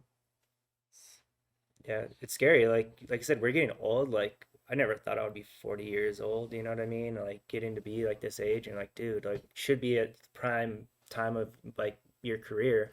You're like, dang, should be doing a lot better than I am at this point in my life. Like I'm almost be 60 just as soon as fucking that's crazy. Close to almost closer to being 60 basically than to being 20, and that's a pretty fucking scary realization, dude. Like, scary, man. Yeah, the economy that we live in nowadays is Awful. it's a different world. Um, either way. Yeah. So, I have a question. go ahead. So, Here, actually, what- chat it up. I'm gonna take a break. oh, okay. You have a question for me? No. Okay. Hello. Will, I'm usually behind the desk there. So, tools. Yeah, Snap-on, Ooh. Milwaukee. Milwaukee. Milwaukee? If I was a mechanic, we could maybe talk mechanic stuff. But Right. I don't really know much about Snap-on. Yeah. I hear it's overpriced. Yeah. But I hear that about Milwaukee, and I buy all their shit. So I mean, I preferred Milwaukee over Snap-on. I worked back at a junkyard. okay. So, yeah, we always had the Snap-on truck come by, and, like, all the dudes would pile in there. Yeah. I'm just sitting there with the Milwaukees we But were the given. Snap-on stuff's like a fucking pyramid scheme thing or something. Like you Is gotta it? fucking, or like you end up like owing all your money to the dude in the truck or something. Like Oh, right, yeah. so, I don't know. I always hear weird shit about Snap-on. I was like, is it Yeah. not just the wrench? And people are like, no, bro, it's like a whole fucking thing. And I was like, okay, I guess I don't understand wrenches, but Yeah, I mean, they usually had those nice, like, crescent wrenches, right? That, like, or not crescent wrenches, just the regular wrenches, but they had, like, the teeth where you could just, like, do the back and forth thing. oh yeah. So that was, like, kind of nice. But when it came to power tools, I didn't even think Snap-on was that great. Yeah, I didn't even know that they made power tools actually. Yeah, well, I don't know if they make, like, traditional power tools. We used air pressure. Yeah, I was gonna say, I'm sure they do like pneumatic stuff if Yeah. they're doing anything. Yeah, for sure. I've never even used pneumatic like tools. Oh, yeah? They sound sick. It was awful, man. I mean, they make Yeah. cool noises. Yeah, but the second it's like 5 degrees outside, they freeze up the hoses, and then all of a sudden we have no power tools. And Bro, why are you working when it's 5 degrees? You know, that's part of why I left there. I will call in so quick when it gets crazy like that. Everybody's like, well, I guess we're just gonna be miserable all day. And I'm like, there is another option. Right. We could stay the fuck home and not do that. That's awful. Yeah. Dude, the older I get, the less I want to just be miserable. Yeah. Fuck all that shit, dude. Yeah. I maybe got there too quick because then I'm just like, I'm not dealing with anything. I'm out of here, guys. Goodbye. All right. Well, that was your time with Yeah. Corner. Milwaukee. Matt's back. I'll stand behind Milwaukee for sure. Thanks, Will. Yeah. Yeah. So, kind of want to tell me more about the museum. Like, Yeah. where's it at? So right now it's just up in my house, which sucks because it takes over a lot of my house. But it used to be at Square State at the Denver Square House. Okay. They had lost heat one winter, and so I had to pull some stuff out. But we've been talking with them about trying to get it back in there. That would be the raddest because then it's like a public location. Right. People can go and check it out, not just like at my house where I'm Mhm. like, look, if I know you, I'll bring you over. But Mhm. it's people hit me up from other states and they're like, hey, I'm doing a trip. We're coming into Denver. How do I come see the museum? And I'm like, well, you don't. 'Cause I don't You- fucking know you. Right. So yeah, that would be rad. But so let's see. Overview of the museum is just we're not like specialized in any certain thing. I really just collect anything that's related to skateboarding. Uh-huh. I love skateboarding. Uh-huh. And this is sort of an homage to that, to helping people understand how we got where we're at. I mean, I think that's traditionally the purpose of a museum, is to tell a story, a historical story, saying, here's where we were, here's where we are, here's some stuff in between. And so we would like to be able to do something like that. The story of skateboarding's a super cool story with lots of fun pockets of stuff in it. And so to detail, where stuff started, and I've read some books that start back in the like 1700s on like weird inline skates that they had invented because they couldn't ice skate all the time or some weird shit. But like that was the lineage of this weird like inline skate thing can be traced to roller skating, which is 100% where we get our design for our truck geometry. And so, like, fully stolen from that. And so, like, I've seen history for skateboarding starting in the 1700s as like a story that you could tell of how did we get here, but seeing it through the 50s where it's kids and generally their dads building these what we'll call folk skateboards. That's what the Skate Hall of Fame calls them. Into the 60s where they start doing production style skateboards. Into wow, big production stuff, kooky shit. Dudes, the money game immediately in the 60s of them just throwing whatever logos onto whatever skateboarding thing to try to sell it for a quick buck. Into the 70s where we start seeing some actual serious skateboarding happening. And really, I think that we start to see that from the change in using urethane for the wheels in 73. The clay. From the clay. And a fun story is George Powell and Stacy Peralta is, I mean, really it's more like Peralta, but like he's skating with a buddy and they've been skating for a while and he's saying, this is great, I love this, but it's not, Doesn't work. it's that not well. like we're never gonna like, it's never gonna go the distance. And he goes and he visits his buddy, and his buddy has a new set of Cadillac wheels, some poly or some urethane, and he rides those, and immediately his whole trajectory of his life changes. He says, "This is viable now. Now, this is fucking full steam ahead. We could do this." It changed everything. So anyway, that's where you start seeing skateboarding start to happen because you're able to start carving in pools. You're able to start doing slalom down hills. You're able to start really skating and feeling and like gripping that road because that's such an integral part of skating that the clay and the metal wheels was missing. That you can't grip it. You can't. You're just sliding out. And so then we see that 70s building right into the glorious 80s of, these peak Tony Hawk types of things, when it was huge. And then we see it fall in the 90s. But we see the fall of the industry. But then we see this rise of street skating.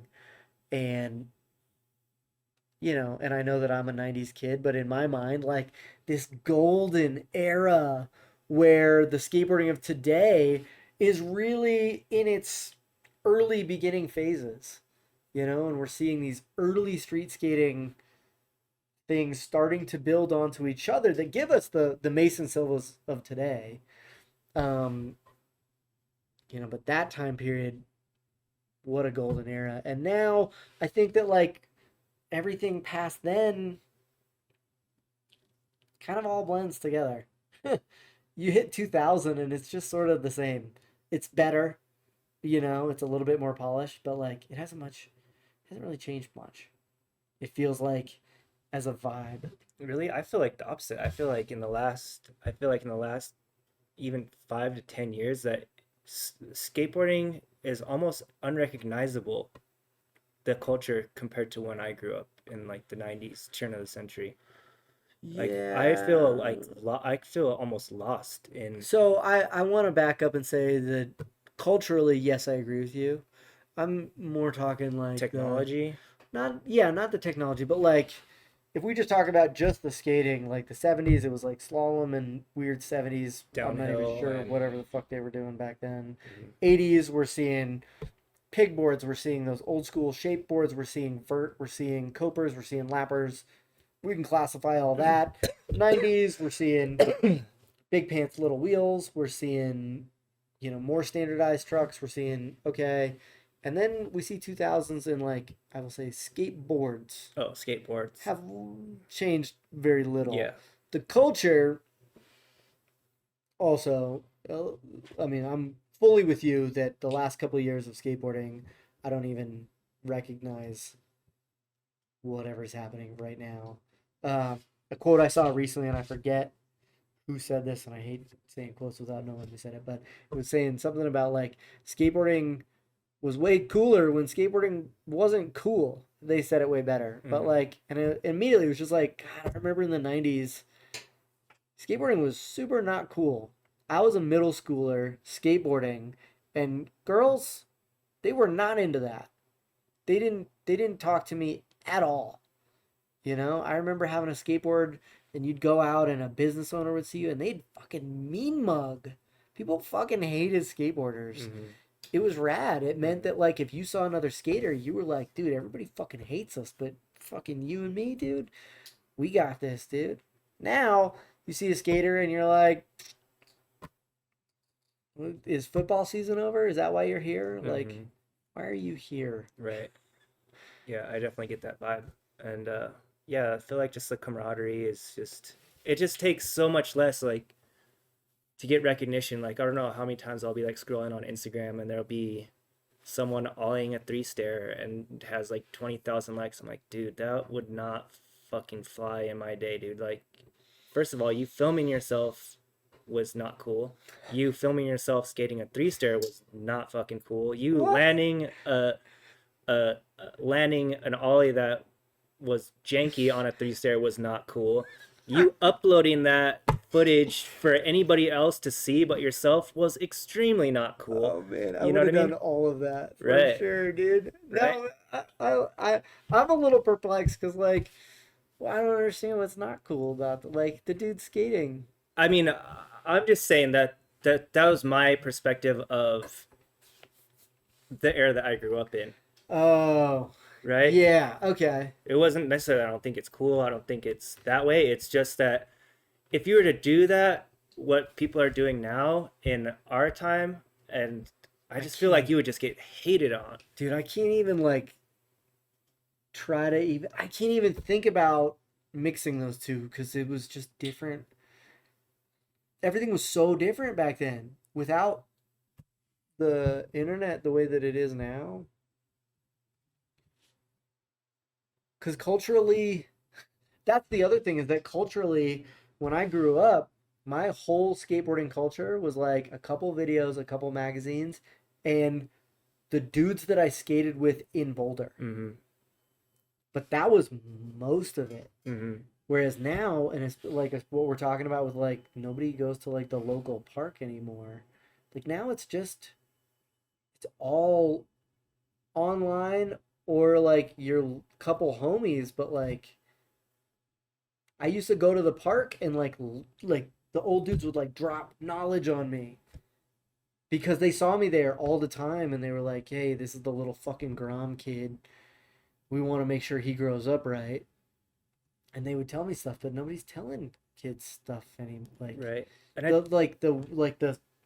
the way that skate circles are set up now is so much different, and I think that so much of it is an online thing.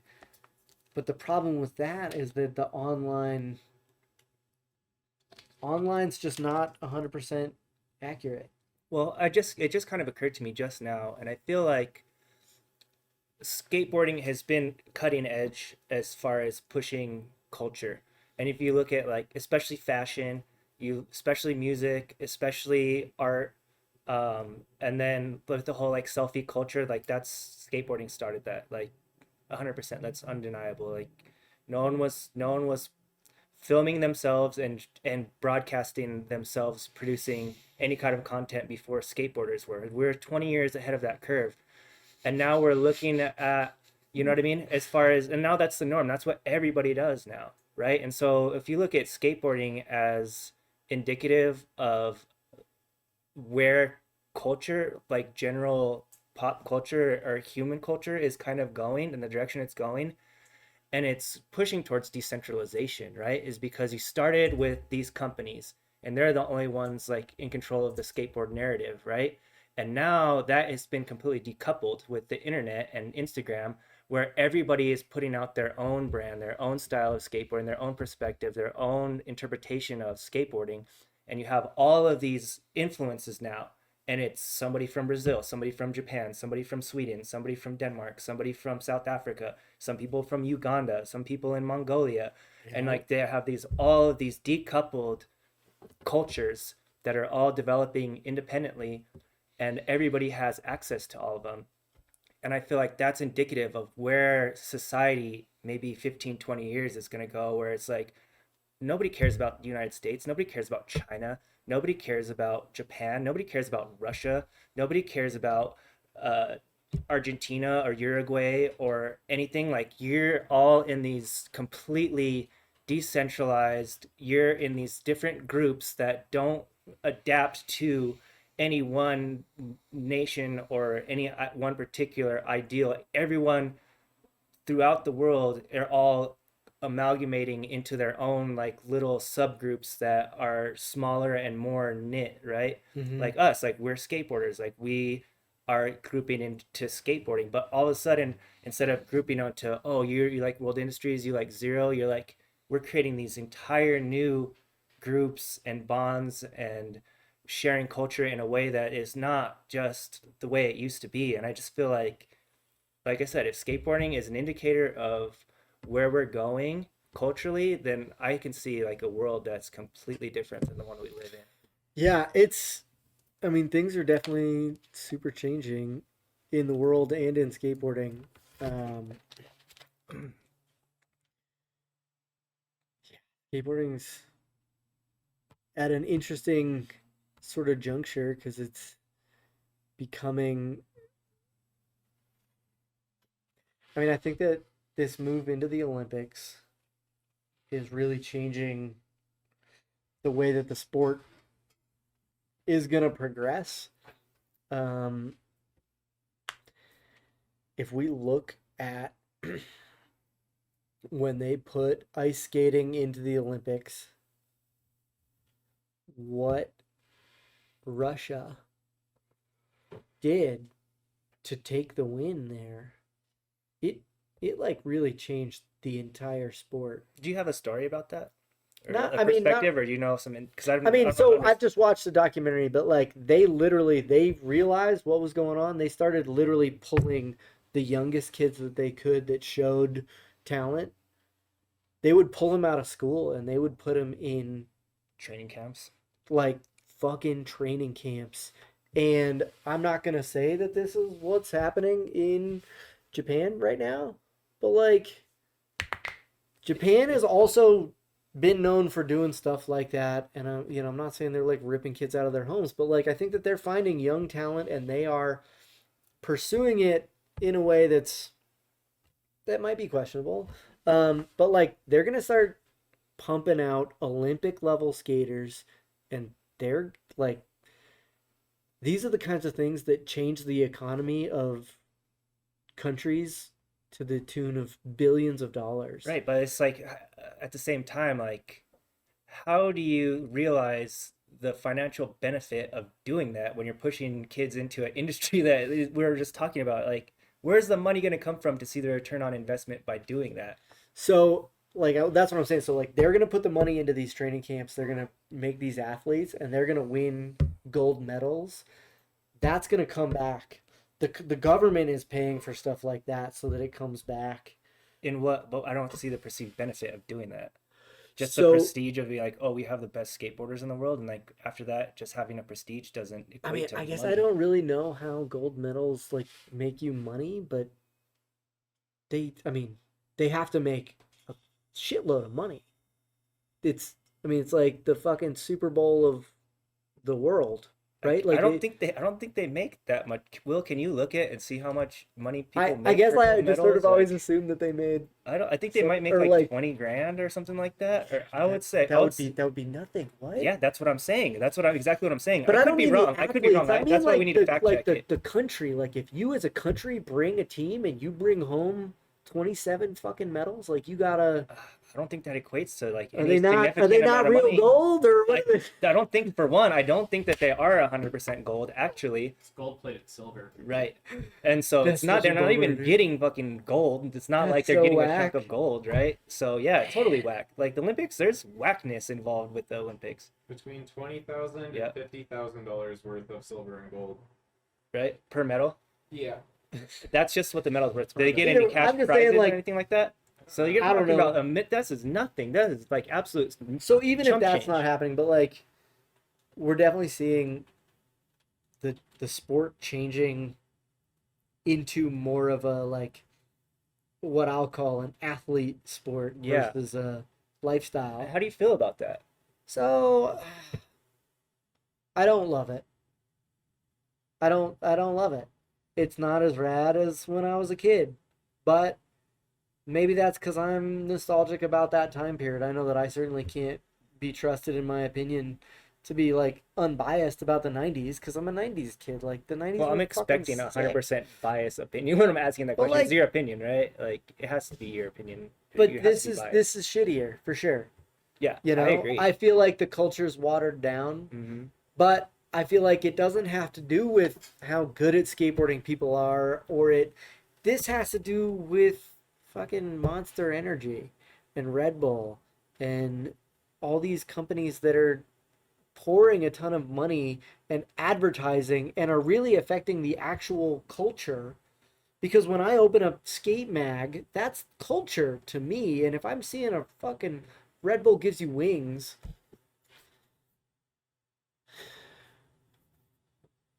that doesn't say skateboarding to me. Now, like, I love Scheckler and like what Red Bull has done for skateboarding could, like, is arguably could be good. I don't know.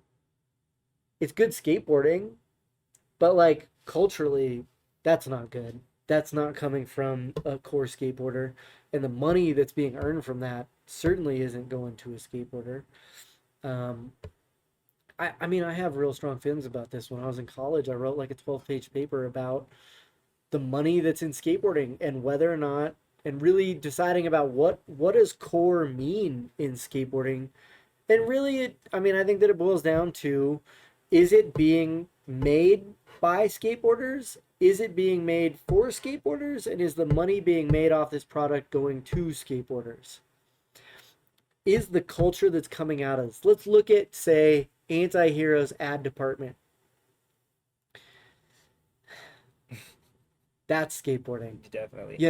Like that's skateboarding. It says something, and it says something that's being said by skateboarders. I mean, you're seeing that, and you're getting a lot of Julian Stranger, and that's fucking rad. Whereas, I don't know what suit and tie they have running the ad campaign at Nike, but it's a different vibe. And it's tough because there's kids now that will say this is skateboarding. This is what skateboarding is. This is what skateboarding's been ever since. There's kids who have skated less time than Nike has been making skate shoes. Probably a bunch of them. Mhm. That's what skateboarding is to those kids. Mhm. They can't even think of a time when Nike wasn't in skateboarding. Mhm. But we can, and it was fucking sick. It was, like, can you even imagine a Big Brother now? No, I mean, well, it would And even like, who would even read a fucking print mag anyway? exactly It would be an Instagram page. an Instagram page, right? It would just be Porous Reels. Walker. Doing reels or whatever. It'd be Yeah, whatever. and that would be fucking worthless. Another Instagram page doing amazing stuff would still just be another Instagram page not fucking mattering. Like, I don't know. Like, things, I don't know. I just like, and yeah, I guess there's stuff out there that's getting lots of views and stuff, but like, next week it's going to be forgotten, man. When Thrill of It All came out, dude, that was my whole, like, that was my reference for skateboarding for years. For years. It was like, yeah, but was no leap of faith? Right. And we're still saying that. Mhm. You know, but now nobody's gonna be like, oh yeah, that one Insta clip from 2015. What? Yeah. Nobody remembers that shit, dude. I mean, skateboarding is already there's a level of disposability that is ingrained in skateboarding. You know what I mean? It's just part of it. Like you wear out your shoes, you gotta throw them away. You break your board, you gotta throw it away. Like disposability is skateboarding. You know what I mean? And you know what I mean? As far as it's just getting more and more disposable. It Just like the pros. the people, the pros are disposable. The companies are disposable. The clips are disposable. Like everything is nothing is like there's not this permanence in skateboarding, and that's what makes there's no one's getting the Heisman Trophy. There's maybe you got Skater of the Year, but is that even any relevant thing that most anybody's gonna care about or like, oh, so and so got Skater of the Year, like okay, great for them. Like, Well, and even now, it's just I love Thrasher. I love everything about it, but like, even Skater of the Year is like a couple dudes deciding yeah, some shit. hmm It's not yeah, like I don't know. yeah, You know, and I saw something recently that was talking very specifically about like how do they pick, and it was the dude from who's the dude that has the like weird talk show, but it's like the Chris Thrasher. Robert, oh the No. skate line MBD. That Uh, guy. He was talking about this, and he was like, "Look, it's like a couple dudes high up in the mag talking about who did the most for Thrasher this year. Who, you know, and they really talk about the train tracks kickflip. What's his name? The black dude that Deshaun. yeah, No, they no, talk no, it was not. It was Tyshawn. Tyshawn. Yeah, they talk about that kickflip photo, that Mhm. cover, and how many issues they sold that month, Mhm. and it was like crazy. Mhm. So like you're winning. Like Right. that's how you win. You sell magazines. Wild. But is that really what should make you skate of the year? Because so many of the times I'm like, you know, I'm pulling for somebody, and then it's like doesn't go that way, and it's like, oh, okay, Yeah, it's all politics. Like politics is ingrained in everything, and yeah. skate politics is about the weirdest form of politics that could exist, and it exists nonetheless, like it or not. Yeah, but I mean, I guess that's the same thing that it was even way back in the day. I mean, like even when they chose Cardiel, I mean, I just watched his epically latered again, and you know, hearing Phelps talk about like, yeah, man, it was like me and a couple other dudes being like, let's fucking choose dude and make him skate of the year, and it was like, damn, that's like the same thing that you're talking about right now. You know, Right. I bet he had a fucking sick ad that sold a bunch of magazines that year or something, but like in my head, that was when I was a kid, and so it was like, well, of course, like, he's the fucking best skater. Right. In the But then you fucking got to think world, about like- it too. It's like if it was up to, oh, let's have a poll, like Rodney Mullen would win Skater of the Year every time just because kids want to vote for him and he's super popular. Maybe he is Skater of the Year every year. Like, who knows? But you're like, I mean, did you is that see- definitively like No, either I either hear you, either bro. way, like some one guy deciding or letting everybody vote? Like, you're not gonna get Skater of the Year in either scenario. Like it's Well, and all it's so doesn't weird fucking because matter. like I super love that we have a skater of the year, but I hate like SLS judging stuff. Like for me to be like, you can't fucking put a point value on skating. So then how could you choose Who a wins a best contest? skater? Mhm. Like You can't. are those different things? Because in my head somehow they feel different, It's but weird. they're It's just not. like Though. it's just like They're having not, are they? it's like having an art contest or like Battle of the Bands. It's like the same thing. Like everything's so like subjective. Like Yeah. and Somehow it's like when I think about Thrasher in '95 picking, it feels like there's not money involved. You know, it feels like they're choosing because dude shreds. Mhm. Whereas now it's like, it feels like it's more of a money thing. But Right, that's but the then whole. you- That's my whole problem. that's the with whole thing skating too. Is now. that how with all this access to social media, like these old institutions like Thrasher could almost be fucking irrelevant at this point. Like you don't need Thrasher to get exposure. That's what Thrasher was. It was for brands to get exposure because that was the only medium that existed. Now you have a media that just blows the shit out of Thrasher's ass like every single day, and they're You all think posting their own Thrasher will shit. last?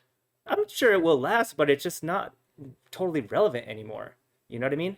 Like you go to see Thrasher and they're just reposting stuff that you could see on other channels. It's not like, oh, you get a Thrasher interview and you're getting exclusive pictures and exclusive interviews because this is a this is the media that did it and there's no other source to go to. Yeah. You have all these other sources where they're just reposting clips. They're just like a repost clip. They're just a Yeah. repost page, like essentially. There's so many of those now. Yeah, that's what I'm saying. Is like their Crazy. relevance is not really, it's not there in my mind. You know, Yeah. it's just this nostalgic thing or this thing that just doesn't have true It's relevance. They're not it's weird. I offering bet true how value many people you anymore. think still actually subscribe to I'm Thrasher? sure there are plenty. I'm sure there are a lot of people that still get the Thrasher in the mail. I'm sure there are people that go to the skate shop and buy Thrasher, you know, I mean, three I've to got a three to ten subscription. 10 times and a year. It's fucking sick, dude. I love getting it in the mail. Right. But like, it's because it takes me back to being a kid Hmm. and doing the exact same thing. But like, I don't think that there's like, if you started skating after Instagram was a thing, You would never you think did about not that. subscribe to a magazine. No, Like, that's not a absolutely fucking thing. No. No. I'm just saying, Trans World went out. You know, they're Yeah. still trying to hold on by doing a print magazine, which is as about as archaic as you could get Yeah. nowadays. Hmm.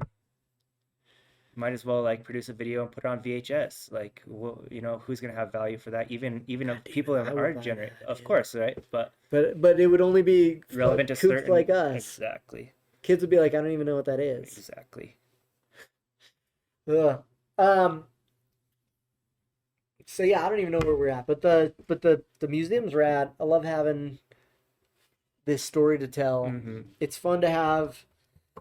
You know, I've got a lot of local Colorado stuff, which is also super rad. Love to be able to tell the more of a Colorado story versus an overall story. Hmm. Um, I think that, you know, I mean, I think that, again, I think it all just boils down to like learning more about it makes skating better for me. And so if other people can get stoked on it, that's rad. Yeah. Plus, I think a lot of guys just see boards from their childhood and it brings back good feelings, good memories. Definitely. And so what's your like overall goal with the museum?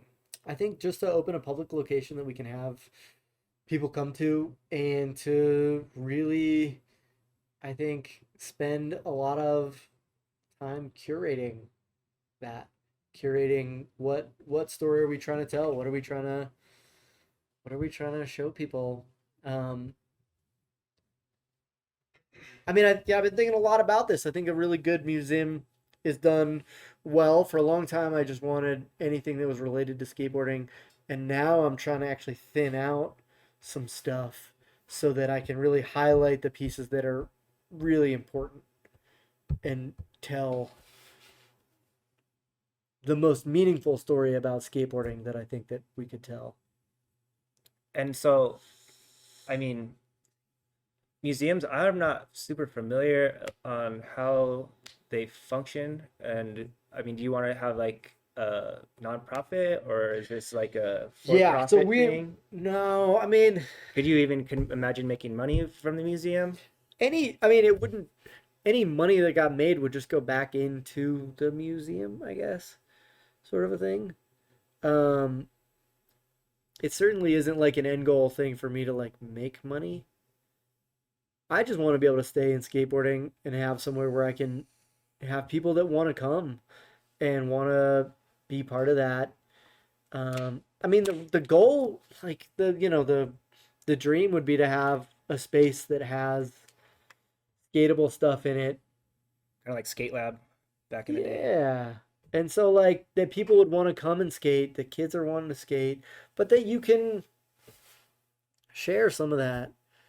Be I mean, I guess that I'm still just trying to live the days of my childhood where there was an older dude at the park dropping knowledge on a younger dude about skateboarding and it being a life-changing thing for that younger dude. Somebody gave that to me. And so if I could give that to somebody else, I think that'd be super rad. And I'd like to just, I want kids to know that like, gosh, we had Grossos and Gonzas and Nadas, and it's not just Nyjah. And I love Nyjah. Nyjah's amazing. But it's not just Nyjah. That he's part of this longer story that's got a really deep, rich history of surfing and beach culture and Hawaiian culture and like all these different things that we're pulling from to make skateboarding, which again, I mean, it all just comes down to like this has been the most magical thing I've ever. It was magic when I saw it the first time, and when I roll away from a trick, like it's fucking magic today. It blows my mind. It still is so good. And so if I can share that with somebody else and they can tap in to this wealth of amazingness that enriches lives, that'd be pretty cool. Definitely. And so, are you hoping to like draw from other people who are collecting and uh, kind of curate other collections? Or are you just trying to build your own collection? Are you trying to seek out and buy certain pieces that you want to feature? Or are you just stumbling upon things? Mostly, so for a while it was just sort of like whatever was on marketplace, whatever I could find. I'm not really trying to search out certain things. People that are searching out certain things are paying real big money. You can get lucky and buy stuff on marketplace and get stuff for pretty cheap, and every once in a while you get lucky and get something pretty cool. But skateboard collectors are really starting to figure Serious, out what bro. they have, and they're super serious. It's getting weird. A little bit, Hmm. you know. Yeah, I'm actually like I'm trying to sell some stuff for the first time. I've never really sold some museum stuff, but I've been talking about trying to pare down a little bit of stuff. Um, and also this economy is rough, and we're going through a little bit of a rough spot. So having a little bit of extra money wouldn't be terrible. And like, yeah, and so it's been weird, like looking at what things are listed at. Now that's not what they're worth, and it's not, but like, I've been trying to pick out a couple of things from the museum to see about trying to unload, and it's wild. It's wild what stuff is being sold for. Um, I mean, even a couple years ago, they had a white dip Grasso toy box that sold for like $17,000. Now, this isn't even getting into the weird Sotheby's auction shit where they're including like weird high end art skateboard stuff because I don't really count that. Some dude just paid like 90 grand for a Louis Vuitton board or some shit. It's weird. But like, I'm not gonna count that. Right. That's not skateboarding. um, but dude, collecting is crazy now. The stuff that's thousands of dollars that was just a regular skateboard now is insane. And like 90s boards are now going for big money. Almost, grand. Some of them is pretty common for like the classic good ones. The real outlandish 90s graphics, those kinds of things. Fucking those things are pricey, dude. Yeah. All the slick boards are pretty pricey Shoes, now. old shoes, bro. I I couldn't even get into shoes. Shoes is one of the few things that I haven't really fucked with. Really? I've got, and I even have a couple that I have gotten just because.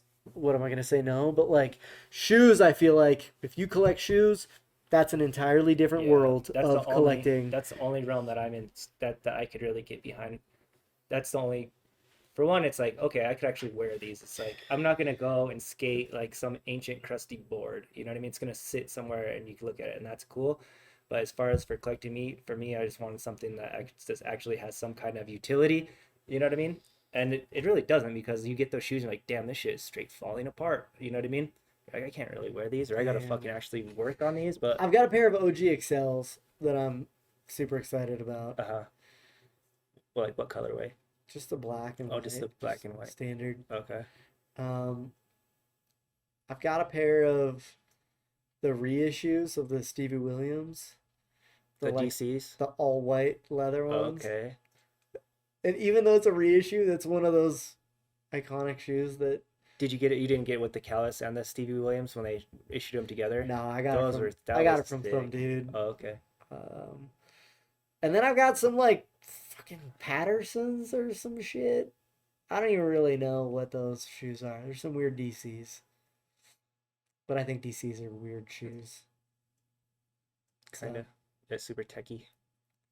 They're just bigger than like shoes that I ever wore. Mm. But dude, I remember when the DC, no, not DC, okay, Osiris, Oh yeah. when they came through on their tour. God, this must have been 2003, 2004, Uh-huh. 2005, somewhere in that.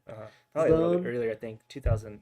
Someone was talking was- about that. it was demo. It's like definitely- 2002. Was it? I I mean, think it was so. definitely new Boulder Park, but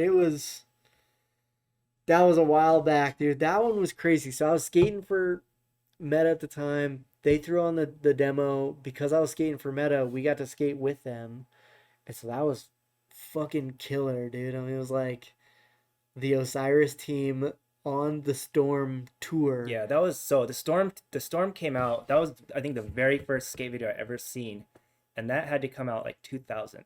Okay, so this might have been. Oh man, yeah. So 2001, 2002. I mean, this would have been like right then, cause dude. So I like skated with them in the thing. I made friends with I don't even remember who on their team, but like one of the dudes. And Yeah, he was like, "Yo, come smoke some weed in the bus." Now the bus, dude, this was the most rock star bus I've ever fucking seen in my whole life, dude. Storm like bus wrap. Like Wow. it had the full Storm logo, like the fucking Crazy. cover of the video on a bus. That's insane. Dude, it was fucking nuts, dude. And you like walk in and it was like sick lighting and fucking beds and like I mean like a fucking rock star tour bus. Like not a piece of shit van like they should be touring in for a skate team. Like this was some rock star shit. So we like went and chilled in like on a leather couch in this fucking thing. It's like smoked some weed. And I like remember coming off of the bus and my homies were like chilling there because they were there for the demo and they see me coming off like with some of the dudes that skate for Osiris and they were just like, what the fuck? That was, dude, I mean, at that point in my life, dude, I could not have felt cooler Just at top. all, dude. Like, top yeah, of the dude, world. top, like, I mean, unless I was like leaving with them and they were like, You're on the you're team." our new fucking rider. Like, that would have been the only thing that could have topped it. But it was like, dude, fucking best day. But like, that was a different time. Like, Yeah.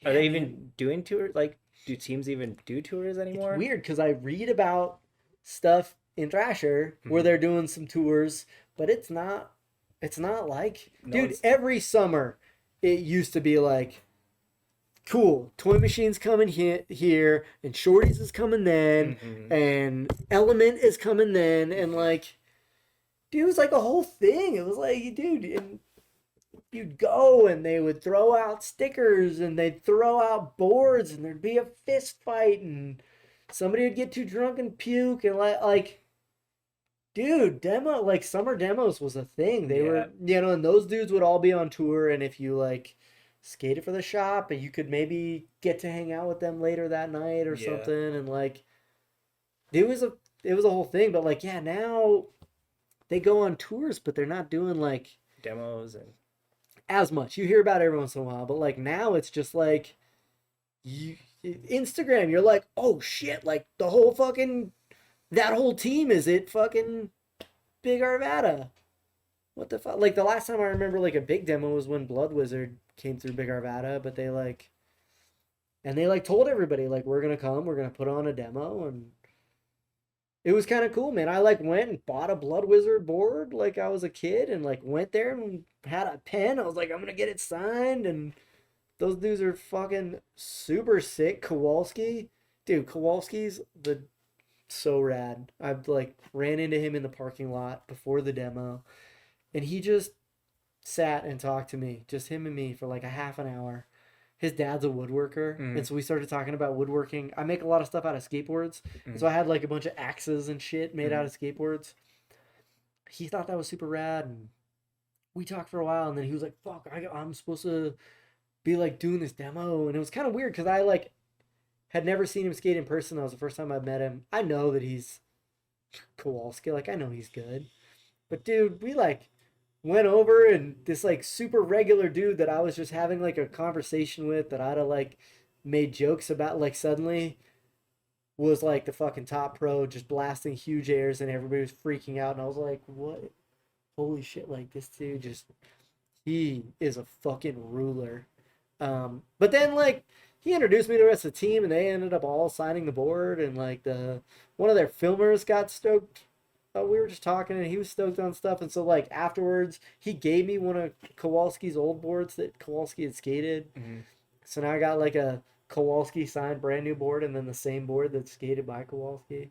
Pretty sick. That's awesome. Yeah, dude. But like that's what I remember about like demos from being a kid is like you'd get super excited for weeks. Your favorite pro was coming. It was a big deal. You bought their board. You knew what shirt you were wearing that day because that's what shirt they were gonna sign with Sharpie and like it was a bit. I don't know. It's just things are sort of different now. It doesn't seem skateboarding doesn't feel as big of a deal.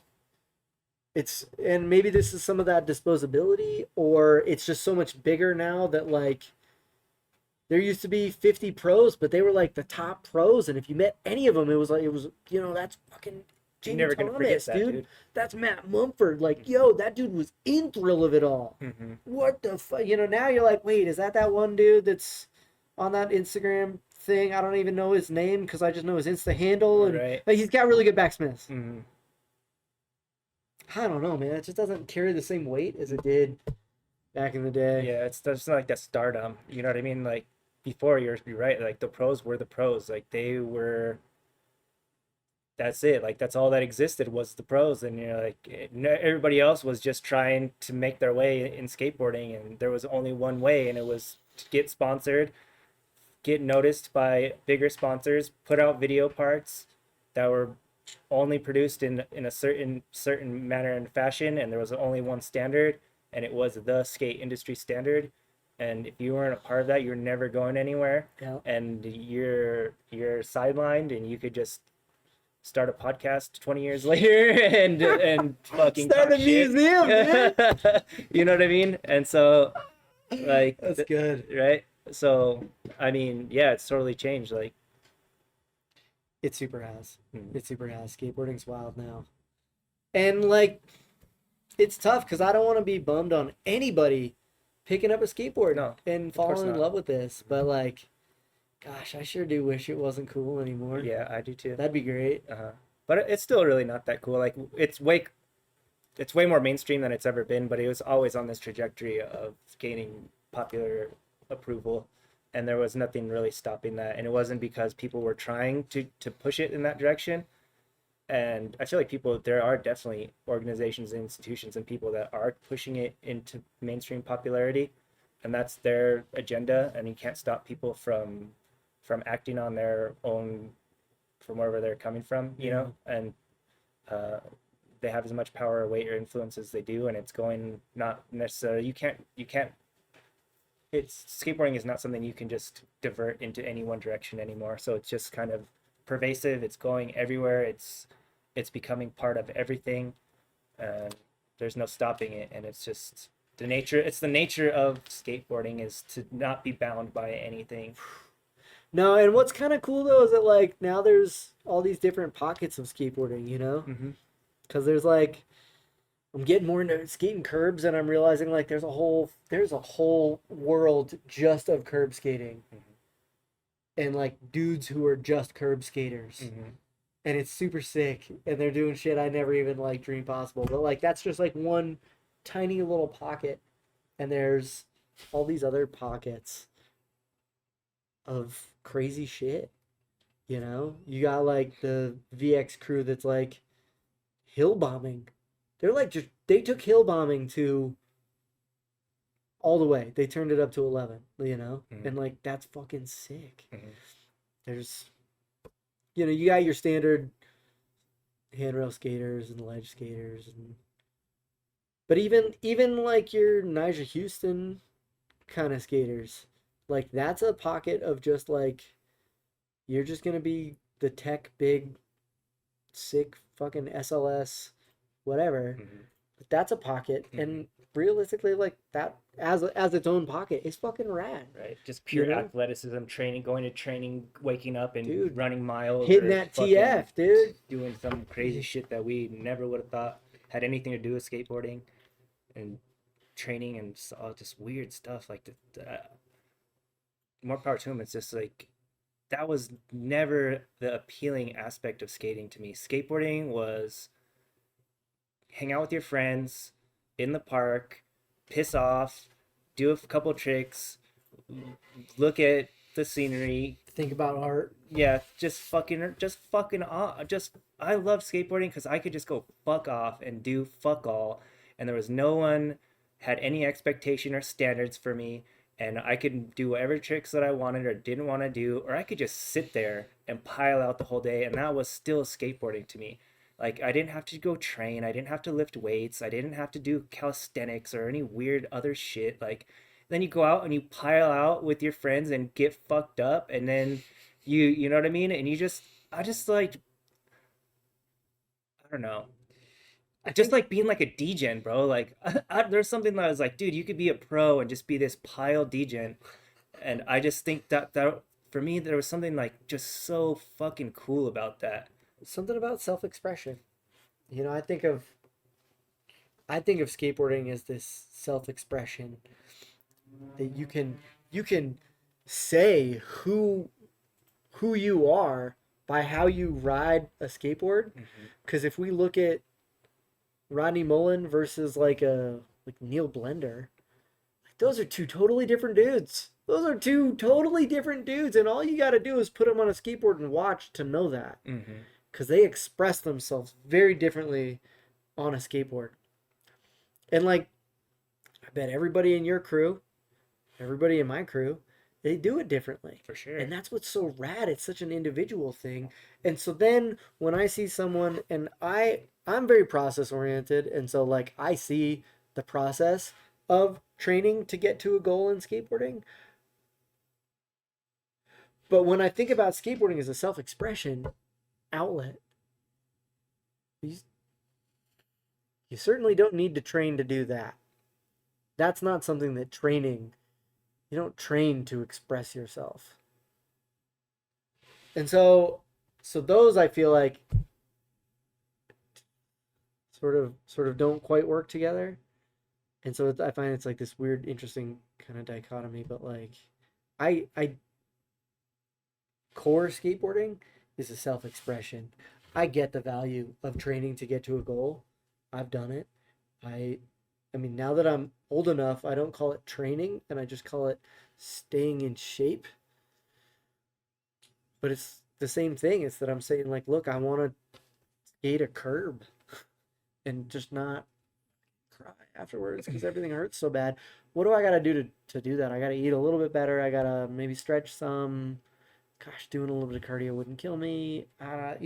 These types of things. Now they're taking it to a whole new level. But I think that what you were hitting on, that like that side of skateboarding and the SLS and all that, what it's lacking is this self-expression. Character, you know what I mean? It's like I just feel like I don't even care to know who any of these guys are at that level.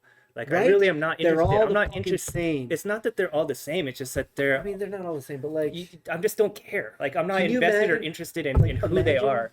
imagine an SLS, but with fucking Louis Barletta Mm-hmm. in his prime, Mm-hmm. and you just throw him in there. Mm-hmm. Go do you, Louis. Mm-hmm. Like that's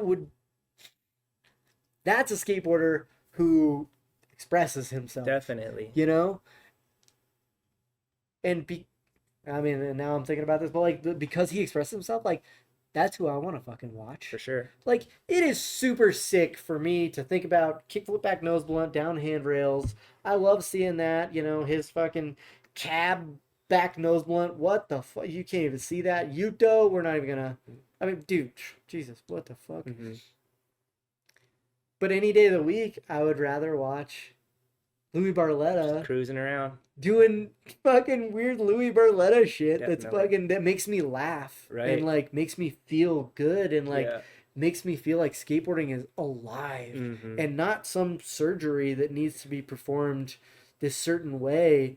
I I think that the stylish parts of skating are when you like don't land a trick perfectly, but you surf it out and you fucking stay on there when you should have fallen, but you didn't, and you like, and it was like the sketchiest, weirdest fucking thing. That's rad. You know, I'm all about that textbook perfect land. Cool, you can do tricks. Like, that's sick.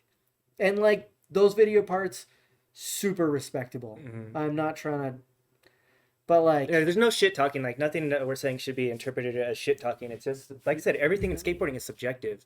It's Yeah. subjective to it's just art. It's art. Fundamentally, it's art, dude. And I just, for me, I don't understand art contests. I don't understand skate contests. I don't understand judging and quantifying art. Like, how do you quantify someone's expression? Like what you're saying. Like, why would you even bother trying? well, I don't get it. I don't Like, know. I don't We had understand when that we perspective. so I got to judge some of the contests at Boulder Park back in the day, and I remember like some of the judging forums would be like creativity, style, Hmm.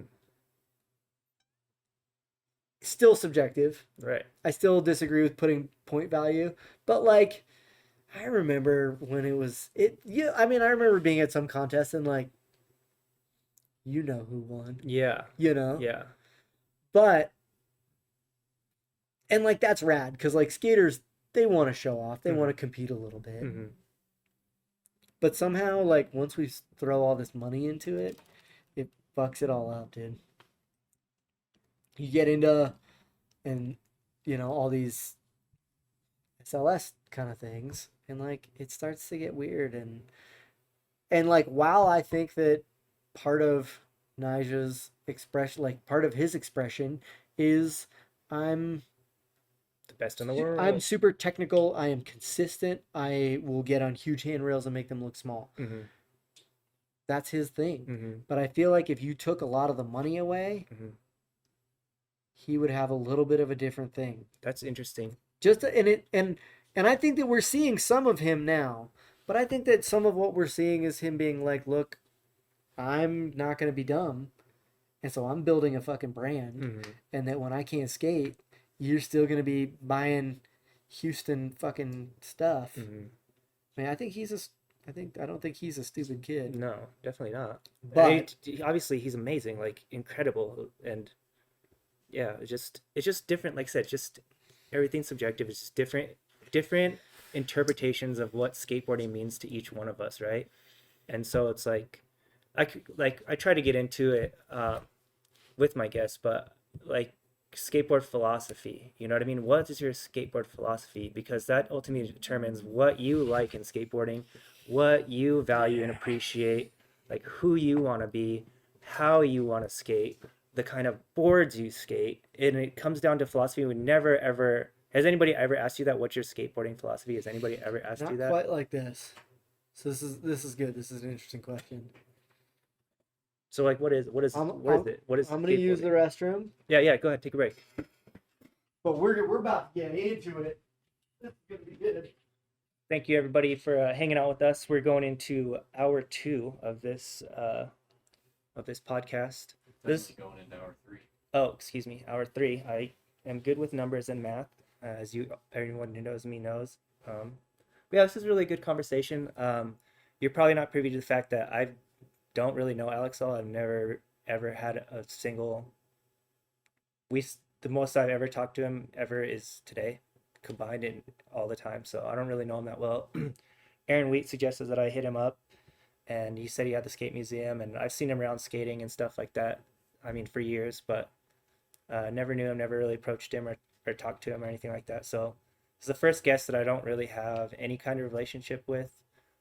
Most everybody that I've had on so far have been pretty good friends of mine, um, and yeah, so it's really cool, kind of spending my wheelhouse of comfortability on this podcast to be able to bring someone in that I don't have any idea about. I don't know anything about him really, so it's really fun to get to know somebody, and you can see from an outside perspective of how just having this one common kind of thing together, that you get this like extreme level of comfortability, and that skaters just have this like where you skate, and then all of a sudden it doesn't take anything else for you to kind of talk for 2.5 hours straight. Um, Alex is back now. I think Will's gonna take a break, and yeah, so let her rip, bro. Okay, so skate philosophy. So I think that we've talked about a number of different areas of skateboarding, but I think the basic philosophy is just like, I mean, it's a kid's toy. Mm-hmm. It's, you know, we should have fun with it. We should have fun, and we should treat it the way that we would treat something, the way that I talk about skateboarding, about how this like changed my whole life. I think that if we can balance realizing the importance of skateboarding and also this silly, fun, meaningless side of it, where it is, I shouldn't say meaningless, but like it's this silly, trivial thing that doesn't really matter. It's also everything. So it's like both of these things. And so it's have fun with it, be creative with it. Don't let anybody tell you what skateboarding should be to you. It can be anything. If you want to carpet skate your whole life, fuck yeah, dude, that's sick. Whatever. Um, and also respect it and like understand that it's a life-changing thing. And so when I say that, it's like I know that I have a ton of great skate spots, street spots, ledges, all sorts of stuff because there's people out there doing stuff. And so part of skateboarding for me is like you better be out there doing stuff, making spots, waxing ledges, breaking stuff in, doing the stuff. And for me it's because like I grew up and I had all this. I had skate parks because there was guys going to the town meetings. Well, now I'm an adult. I better go to those town meetings so that the kids after me have something. I had street spots because dudes went out there and they rub bricked ledges and they hit them with some clear coat and they waxed them and they skated them and they got them super sick so that I could go have fun. I better be out there doing that. I had DIY spots because dudes were out there building shit, spending their own money so that they could build something somewhere where someone was going to rip it down. They were doing that so that I could do this thing that doesn't matter and yet also matters as much as something can matter. And so I better be out there giving back. Phelps said it great. You know, skateboarding doesn't owe you anything except a fucking pebble to make you fall, dude. My first week skating, I hit a crack rock and fucking broke my finger. Super bad, dude. Was sticking straight out. Scared the shit out of me, man. Hurt like hell. That's what skating owes me. Yeah. You know? I'm pretty much fucking disabled at this point because of skating. But I wouldn't give that up for anything, you know? It's my responsibility to make sure that other people get the same opportunities that I had skating. And so that means that I need to be doing DIY spots. I did a ton of work up at 81st and Sheridan. I did a bunch of work at the old York spot. Me and my buddy Reed, we started our first DIY. Gosh, before 2000. I bet we started in 95. I bet it was in the first couple years, but I bet maybe 98 or so. We started a little DIY up by my house. I bet I've been doing DIY stuff for 25 years. That's wild. Boulder Ditch, we did a little bit of work there. And then just ledges and curbs, and like if you see something and you're like, damn, that would be sick if somebody would just put a little bit of work in. Mm-hmm. But it's also, I think that it's shoveling skate parks in the winter. Yep. It's sweeping out bowls in the summer. Mm-hmm. It's also just like respecting the spot, Mm-hmm. not fucking littering. Mm-hmm. really struggled with that a lot at 81st in Sheridan. Uh, I was doing all of the trash cleanup there for a while. But people they just don't give a shit.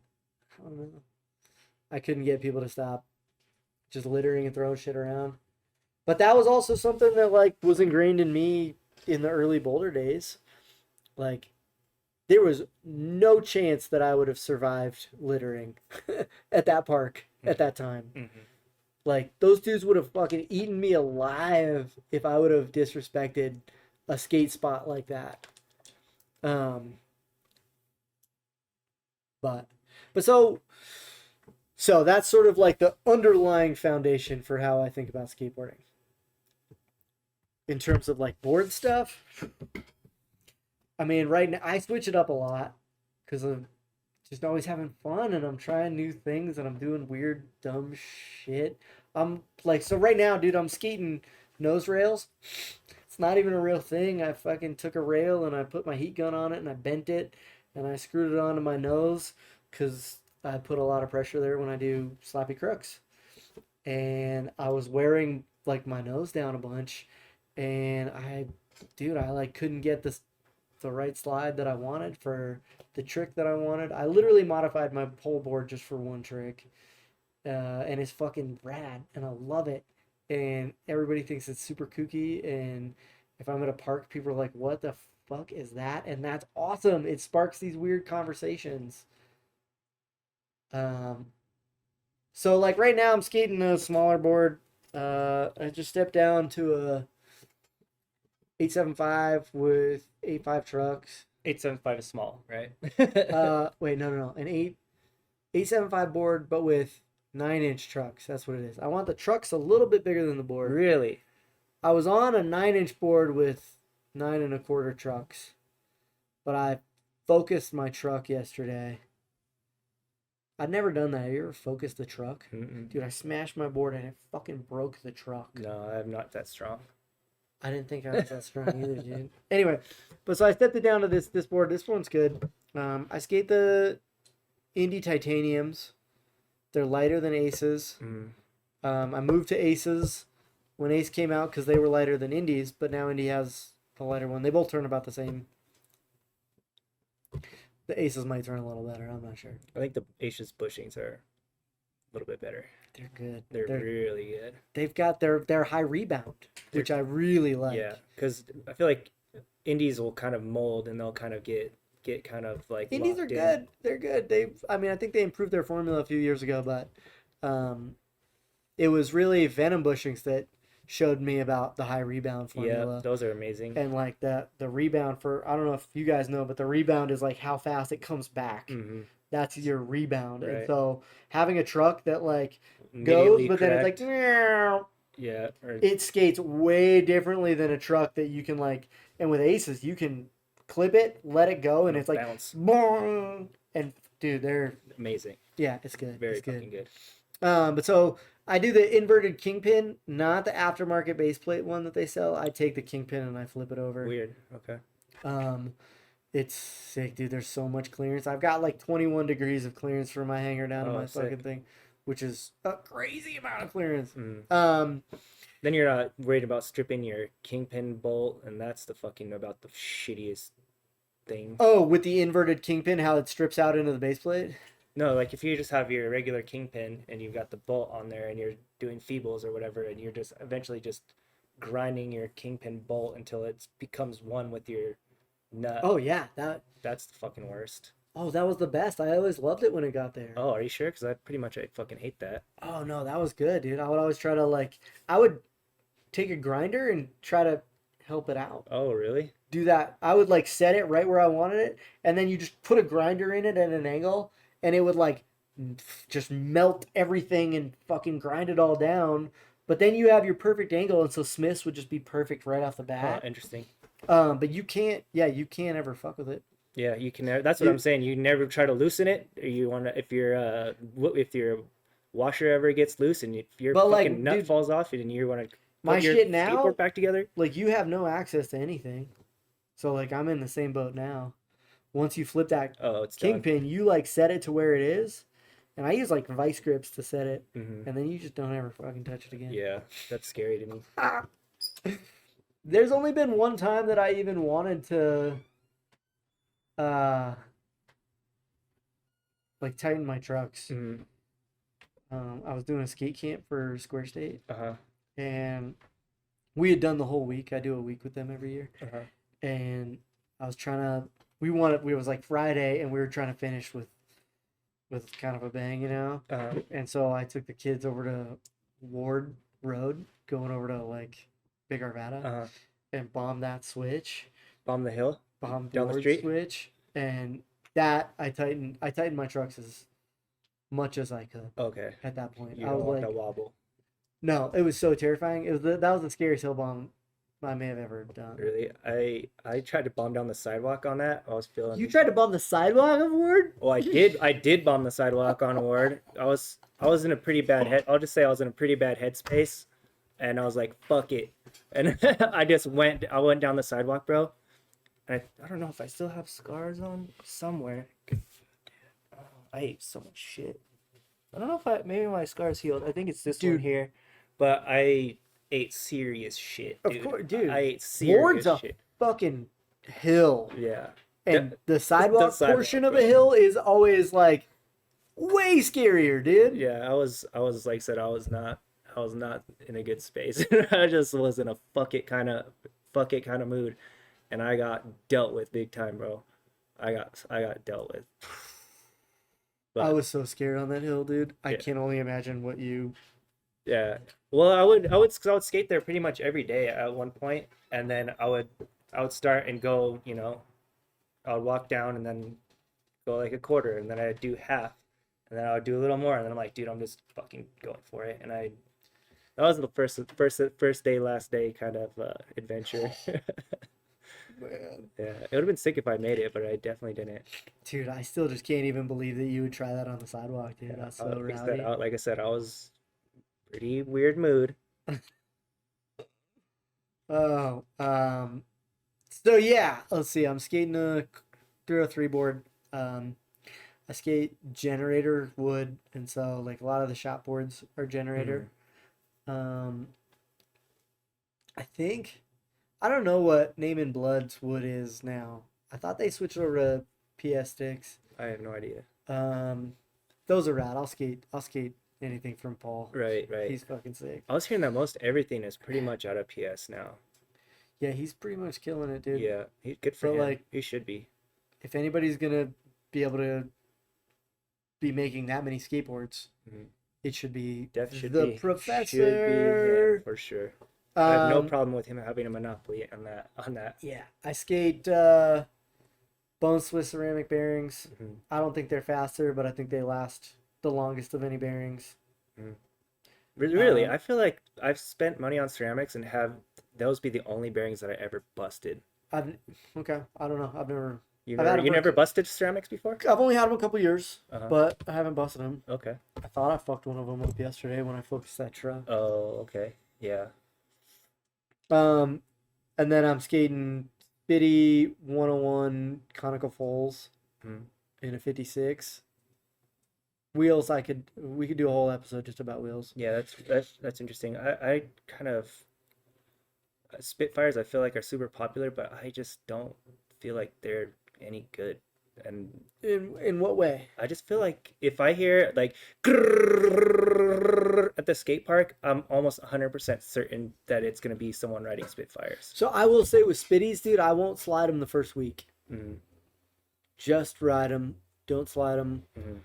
They're real susceptible that first week, but you start to skate them and get them a little worn in, and then like this isn't accurate, but this is how I think about it. It's like they dry out. That's not at all what's actually happening, but it feels like they like dry out a little bit, Mhm. and then they just get like slidier and Mhm. slidier, and so like by the end of the wheel's life, dude, you're going. Yeah. I like that. I like going. Hmm. But that's what's rad about wheels, dude. Like everybody gets the. But what I want is a 56 lock in on this side, but nice and rounded on the outside, Okay. so that you can jump up a curb super easy. Mm-hmm. But you also still lock in the way that I like to lock in on ledges. Okay. And so I want like this rounded outside and sort of this thing on the Flat inside. inside. Now Okay. Santa Cruz did something like that. I just got the Eric Dressen Uh-huh. ones like that, but they're, I don't know, I wasn't into it. They're kind of weird. I mean, they're sick, and the graphic on them is like these fucking big dogs. I don't know. The whole thing's rad, but I didn't love the shape. They have the lock-in ones through Spitfire, but they're like, I don't know. I couldn't get them, or something was weird about them. I don't know. I'm tempted to just get some like Spitty classic shapes and put them on my belt sander and fucking make one side flush. Oh, that's not a bad idea. Yeah, I don't know. Mm. But I think that like any amount of what I'm doing right now, which is I want to do a trick, I want to understand the geometry of that trick, and I want to understand how I set up a board that helps me to do that trick. Mm-hmm. And then I do that. Mm-hmm. Like that's skateboarding. Yeah. That and then that creative part of it and messing with stuff and tinkering with stuff, that's always been a huge part of skateboarding to me. And so like this weird little nose rail thing to do more crooks, like that's, I'm super stoked on that. I know that, you know, one of my rails, my heel side rail, I'll bend out a little bit further on just the top end because like that's where feebles hit. Mm-hmm. And like that's, and I need those right there. I don't want that to hit the wood.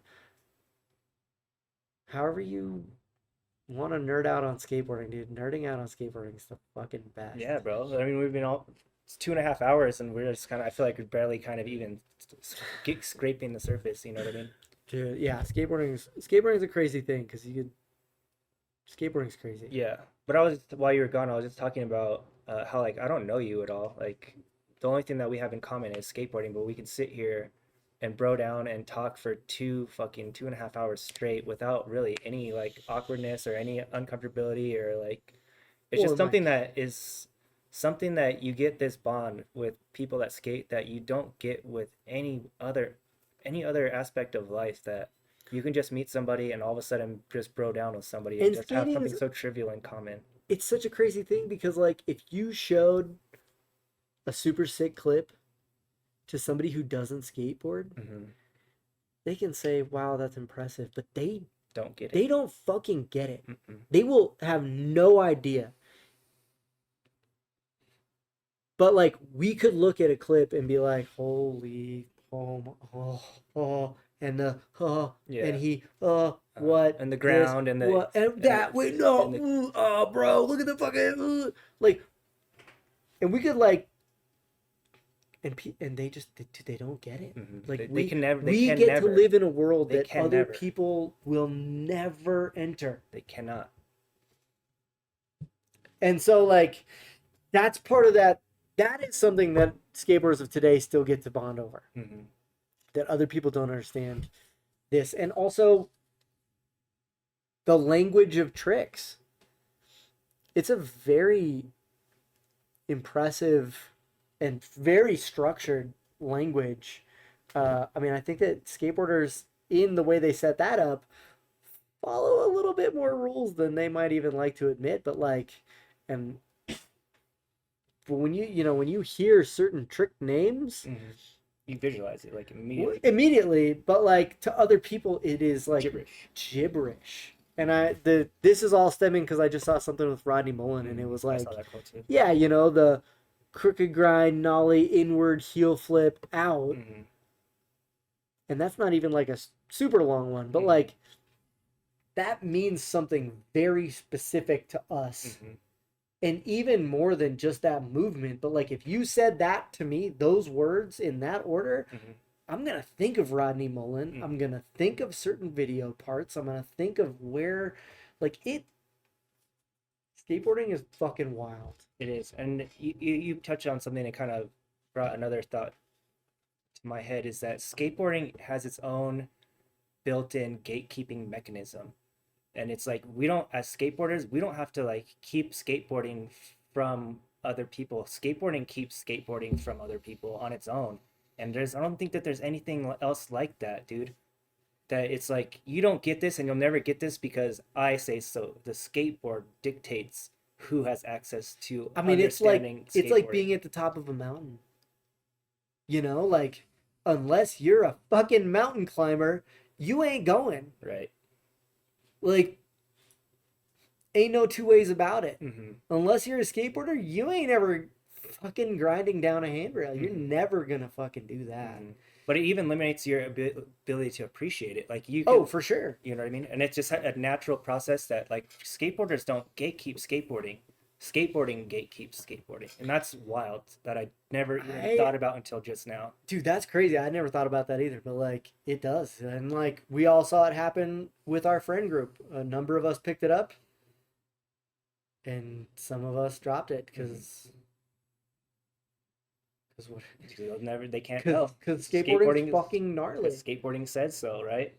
Skateboarding makes the rules. Like It is for some people, and there's some people that you ain't stomaching that. Mm-hmm. You know, I almost got the boot that first week with that finger. Mm-hmm. I mean, not really. I was hooked. Right.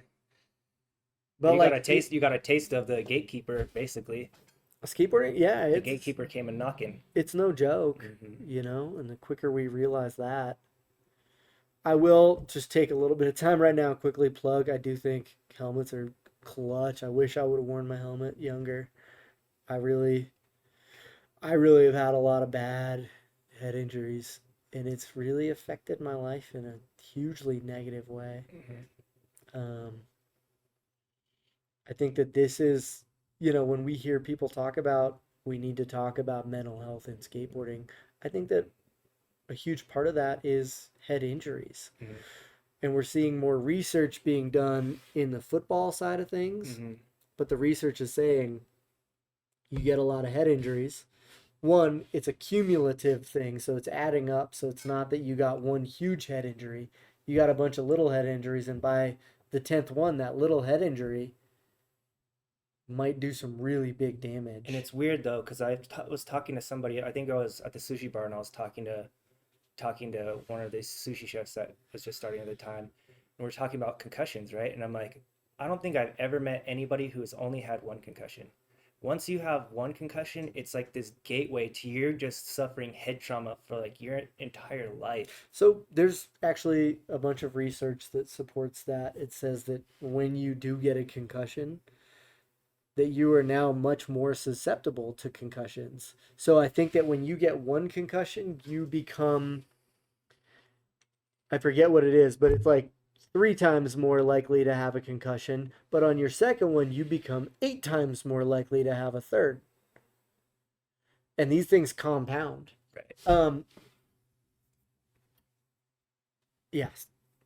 I wish that I would have gotten into wearing my helmet earlier. The concussions have, you know, I've had now a couple TBIs, traumatic brain injuries. It was bad. I mean, like really, really bad. Like I couldn't drive for almost a year. I took 6 months off work. I couldn't work. I mean, it's really, really, really, I can't even tell people how bad it is. I'm looking at trying to figure out how to get onto disability stuff because like I'm not even super able to work 100% anymore. And none of this had to happen if I would have worn a helmet, you know? And so I see these kids just not wearing helmets because they're not cool. But the research is saying, and sorry, I digress. The research from the football stuff is that you get these head injuries. Your brain starts getting flooded with chemicals that are real fucking bad and are telling you real bad things. They make you super depressed and suicidal. And I've experienced all that, and it's fucking awful. And if I would have worn a helmet, I feel like I'd be in a much better situation. Now, I still would have hit my head, but it wouldn't have been as bad. I feel like this cumulative thing, you know, and especially if you can combat those first couple ones where you're saying, oh, it was one time here, but now you're 2 times more likely. Now you're 4 times more likely. Now you're 8 times more likely. If you can keep it down from the start, I didn't start wearing a helmet until I was already at 32 times more likely or something. I was already in a pretty bad spot. If I would have started wearing a helmet way younger, I'd be in a way better spot.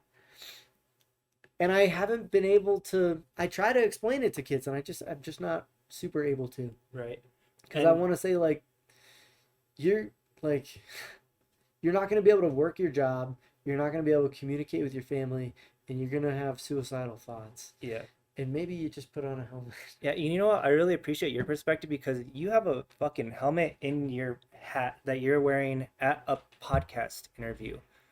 You know what I Dude, mean? I hit my head a lot. And going back to those numbers of I am at such a high risk at this point. I just wear a helmet. Right, but that's as what I'm much as saying I is like can. I value that so much because head injuries I've had probably 4 or 5 concussions in my life, right? And only one time was from skateboarding. Really? Yeah.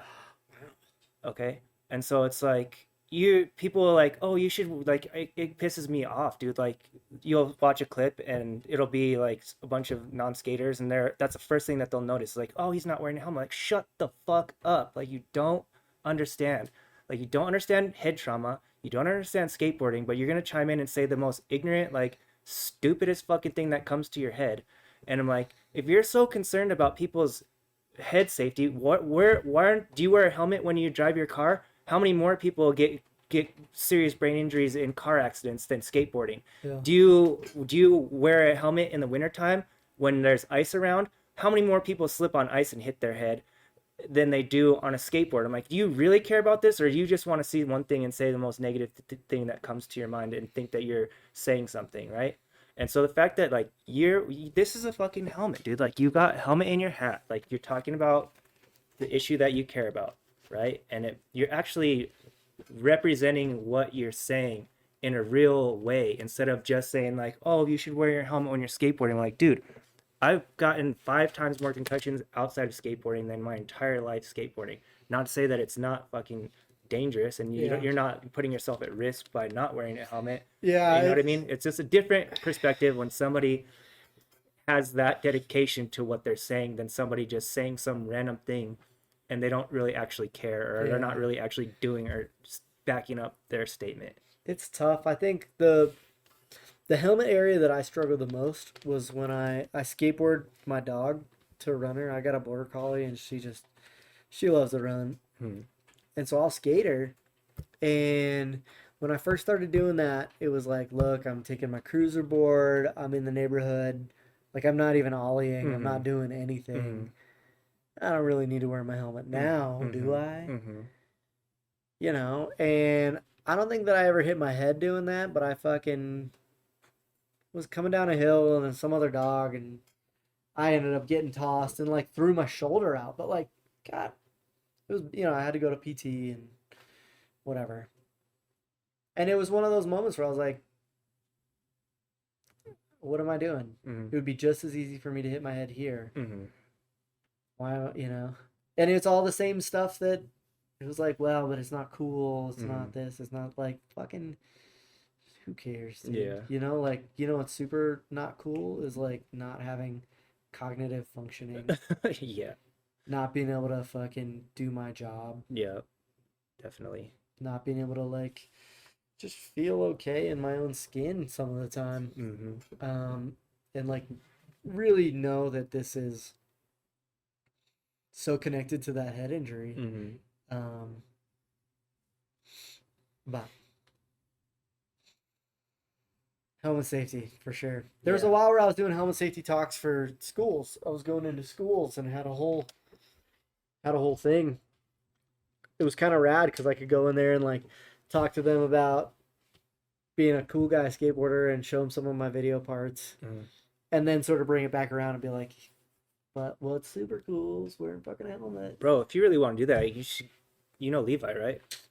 Yeah, you guys should talk about that stuff because Levi's fucking rad. Yeah. So Levi gave me one of the pole jams that's up at, it already got ripped out, but up at 81st. Oh yeah. Yeah, Levi's fucking sick, dude. Yeah. But I mean, if there's another person that has is an advocate for like skate safety, it's him, bro. And like, what a testament to that cause. You know what I mean? Seriously. You know? I've Yeah. gotten to have some really good conversations with him about his mental health Mm-hmm. after his accident. Mm-hmm. It's all pretty interesting stuff. Yeah. One other little plug: if anybody out does have brain injury stuff, the Brain Injury Alliance of Colorado is a great resource for people that do have a brain injury. BIAC, Brain Injury Alliance of Colorado. Check them out if you have brain injury stuff. Awesome, man. Let's see. So I feel like we were talking board philosophy. Yeah. You know, I mean, I think, yeah, it's mostly have fun, do kooky shit to your board, do whatever, like, do whatever it takes to have fun. Mm-hmm. It's a toy. Yeah. There was a point at which I started skating rails on my board, and people were like, "Dude, you're cheating," and I was like, "Am I? Who am I cheating? Right. Like, who am I? Who am I cheating? Like, if I'm cheating at having fun, call me a fucking cheater. Right. Like, I will cheat all of the way to as much fun as I've been having skateboarding. For sure. And so, like, do all the kooky shit that you want to do. Like, nothing. It doesn't matter. Mhm. If you're having fun skateboarding with your friends and you're being cool to people, you're doing it right. You Yeah. know, like, I don't know. I definitely think that it's tough because, like, you go to skate parks and the vibe is a little bit different nowadays. I will say my newer sort of outlook on it is like, I don't care what kids are riding at the park. I don't care if it's a scooter or a bike or rollerblades or a skateboard or whatever. If you have manners and you're not snaking me and you're having fun and doing your own thing, I don't care. Do your scooting stuff. I don't give a shit. You're right. If you're in my way and you're being stupid and it's affecting my day, I also don't give a fuck what you're riding. Get the fuck out of my fucking way, dude. And so for me, it's turned into just about the etiquette. I don't care what you're riding, dude. There's people that come up to parks on skateboards and don't know any of the fucking rules and stand in the way and are dummies. Yeah. Get out of the fucking way. Yeah. Yeah, and it's like the community is self-policing, and if you're not the one like shouting these little punk asses down, then they're just gonna keep being morons, and then the problem intensifies. So at a certain point, It's tough. you can't just drop like you can't just let kids run amok. Like I feel like times have changed, and I feel like we're not allowed to yell at kids anymore. And I feel like when I was a kid at Boulder Park, I was terrified of the older dudes. definitely. And like that instilled values in me. Right. And not that it was the fear, and not so much fear, but like I respected those guys. Well, fear is an aspect of respect, I believe. It is. I respected them. I really wanted to have their approval. I really listened to what they said. I was lucky that they weren't like, some weird fucking cult. Because I was really impressionable, and luckily I got in with a bunch of good skateboarders, and so I probably turned out okay. But I cared what they said, and I've been thinking about this the last couple of years with my buddy Kyle. We're like, scooter kids, they don't have, maybe they do now, but like They don't have they a whole don't generation. have the OGs to Yeah. be like, man, shut the fuck up, Yeah. quit your fucking shit. Nobody's yelling. And like when they see skateboarders being like, man, what the fuck are you, like, they're just like, oh, you're not even on our team, I'm not listening to you. And so they're just fucking little outlaws doing whatever the fuck they want. Nobody's telling them how to act. Right. Whoa. Yeah. Things are changing. I think that move of not having the older generation, I think that fucked with some stuff. I think that culturally, this, like, you can't just yell at kids, and I'm not promoting yelling at kids or whatever, but like, me getting yelled at the skate park was good for me. And it might not be for everybody, but like, it was good for me. Definitely. It taught me stuff and like showed me a way in which to learn. And I was a hard head kind of kid, and I learned real quick that way. Mm-hmm. I don't know. It's tough. I don't want to promote violence or bullying or anything like that, but Mhm. like that was good for me. Definitely. It So I miss those days. I miss being able to yell at kids. Yeah, I it's never too late to yell at kids, bro. There's plenty. It's never become like totally out of fashion, and that's the thing about no, yelling I at mean, kids is like but now somebody's not yelling at kids, or else you wouldn't have to fucking yell at them. I know, but now I have to have feelings about it, and like there's a certain amount of which you're allowed to yell at kids and blah blah blah blah blah. But yes, I do love. Unleashing on them. Dude, well, and they've got to be old enough that they know, because like the younger, like the little kids, I'm yelling at their parents. Uh-huh. You know, you bring a That feels 4-year-old, good. the 4-year-old, they don't fucking know what's happening, No. except that they're about to fucking die. Yeah. And I'm like, dude, and they're like, but it's fucking everybody's Skate park. parks And for I'm like, everybody. look, I love you, but you're fucking wrong. It's not. Like, it is, but not yet, dude. It's for Definitely. him in a couple years when Yeah. he's able to, Appreciate. dude, everything. everybody should be able to drive around a fucking NASCAR track if they have a driver's license and all that shit, but not a fucking kid. Mm, Like, this is the big boy leagues. Like, get your fucking kid out of here. right. Like, and then they're like, well, but, and I'm like, look, I've dedicated my whole fucking life to this. Mm, Don't fucking tell me that your stupid kid has just as much of a right to this as me. right. I'm sorry, but Yeah. like, they don't. Uh-huh. And I'm not trying to say that like, maybe I am fucking. I've earned something, Right. and it is to not have your stupid 4-year-old pushing around some 3-wheeled scooter thing that's not even a fucking scooter in my skate park when In I'm my trying way. when I'm trying to fucking do my life. Right. Like, I'm sorry, dude. Like, figure out how to push.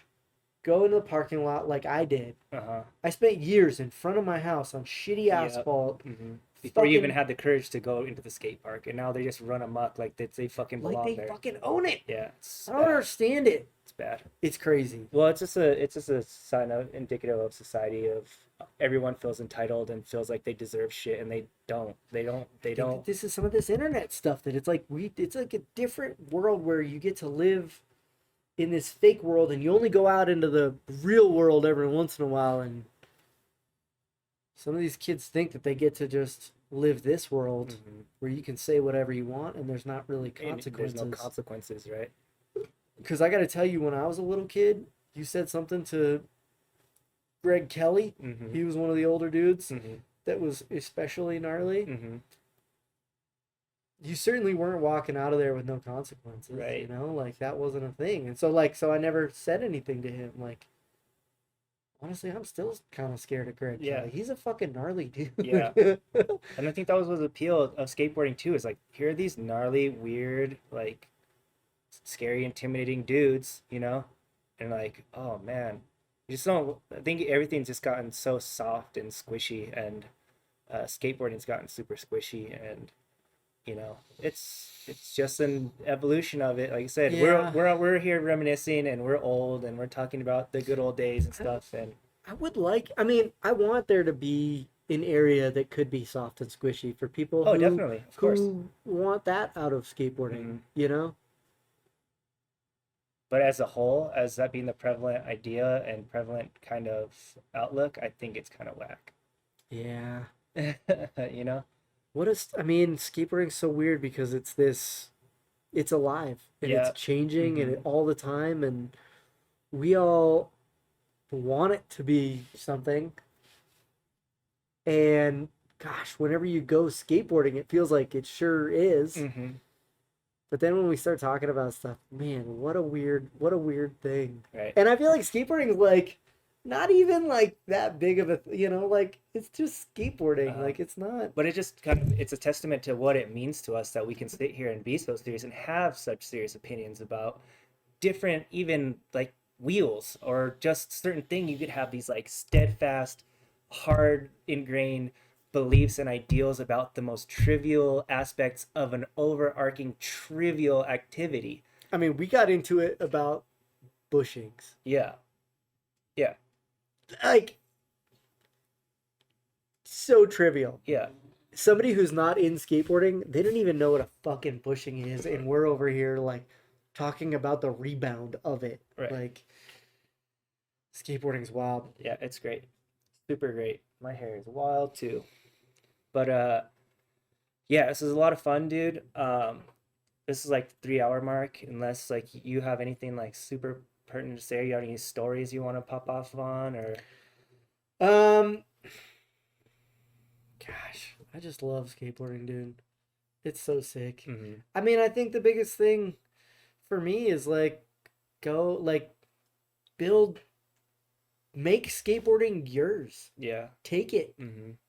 Like it's yours to do whatever you want with it, you know? And like recently my buddy Wade and I have been getting on Google Maps and trying to find parking lots with curbs. We're into curbs right now, and so that's what like, and we're fucking doing it. We're like showing each other maps and zooming in on stuff, and then we go there and we get disappointed or we get excited and we find cool shit and we make spots. Mm-hmm.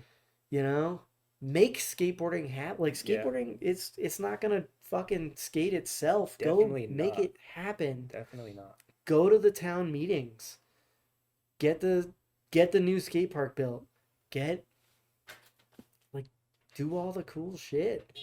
You know, say what's up to that dude that's at the park that you don't know. Say what's up to that dude at the park that you sort of know, but not well enough to really say what's up to. I should do that more. Yeah. You know, skateboarding's sick and like it's alive and well. Go fucking get it. And I know that we talk about the big industry stuff. And realistically, I don't know how much any of that really affects us. Right. You know, for me, this Sunday I'm gonna go skate with my buddies, and we're gonna go to dumb little, not very cool spots, and it's gonna be the coolest thing ever. Yeah.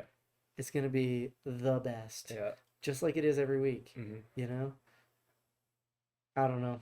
I think just get stoked on it. Get stoked on whatever aspect of skateboarding gets you stoked. If it's in the collecting, you know, like collect some shit. If it's in, I don't even know what, you know, having a weird little mini ramp or get into Jersey barriers or something. Whatever it is, like just get stoked on skating because it's the best. It is the best, bro. And see if you can share that with someone. Fucking skating's rad, dude. Yeah, bro. This has been rad. Yeah, thank you so much for coming, dude. I mean, like, this is exactly the thing. Is like, skating's alive and well. Like, go do a podcast with somebody and nerd out for hours. Talk to somebody about the inner workings of the specific language of skateboarding and see whether or not you agree with your friends. You might not. Right. Decide whether or not a nollie cab is even a real trick. Right. Because it's not. Because Whatever. it's not. You know, talk about whether or not Talk about overcrooks. frontside overcrooks. Is it a trick? I don't know. Go talk about it with your friends. Get into an argument. Like, Right. skating's rad. It's the best, dude. It's the best. For And sure. see if you can, you know, make skating as good as you can for yourself and try to give it to somebody else. And then you're 100% skateboarder. I don't know. Yeah. Have fun. That's sick, bro. Well, I think I'm getting blown up by some people that want a piece of what's going on. Yeah, for sure. Yeah. Dude, this has been super rad. Thank you so much for having me. Hey, bro, thanks for coming This on. has been really amazing, super fun. Yeah, dude. Yeah, if you guys want to, check out the Denver Skate Museum on Instagram is Denver Skate Museum. My Instagram is Squeaks on Board if you like curbs and stuff. I also have an Instagram for just frontside board slides, so Oh, sick. only front boards. It was like an OnlyFans thing, Uh-huh. but for front boards. All right, on. And then I have a woodworking one, Covey Carpentry. Sick. If you want to check out an Instagram page that I never post to. Well, those are the best ones, right? And There's then two posts and years gone by. Yeah, and it's like years, last like, post well, of 17. And really then check stoked on out this. 98%. This is like the crew of dudes that I skate with. Scotty is like the dude. He moved here in 98, and so he started everything. Okay, sick. But yeah, yeah, I think we're gonna start wrapping it up. Feel free to, if you ever want to come back on, you got something going on or something you wanna chat about or anything else, just come on casually, hit me up, have you come I back on almost the wonder show. about having you guys like come out to the I museum. was thinking the same I thing don't that know if like we could take it there, but if we could do something like that, I was thinking that would about be a super fun one. I was thinking that same thing, honestly. Yeah, we can talk about it later and see how we can collab. And Yeah. we're always down to collaborate, and we're always down to like support other people's endeavors and figure out how we could win together. And that's core philosophy of Channel 3 for sure. Dude, So fuck yeah, dude. yeah, but it's Hell been a yeah. good time, you guys. Thank you for tuning in. If you missed us, hope you're watching on YouTube. Uh, keep tuned in for our next guest. I don't know who it's gonna be or when, but it will be soon, and it will be awesome. And I hope you enjoyed today's episode. Check us out tomorrow for Rivals of Ether tournament, and Wednesday for Wednesday stream. What else? Sunday, I think we have another Rivals tournament. And check us out throughout the week during for some on the clock streaming action. And we'll catch you guys next time. Thank you.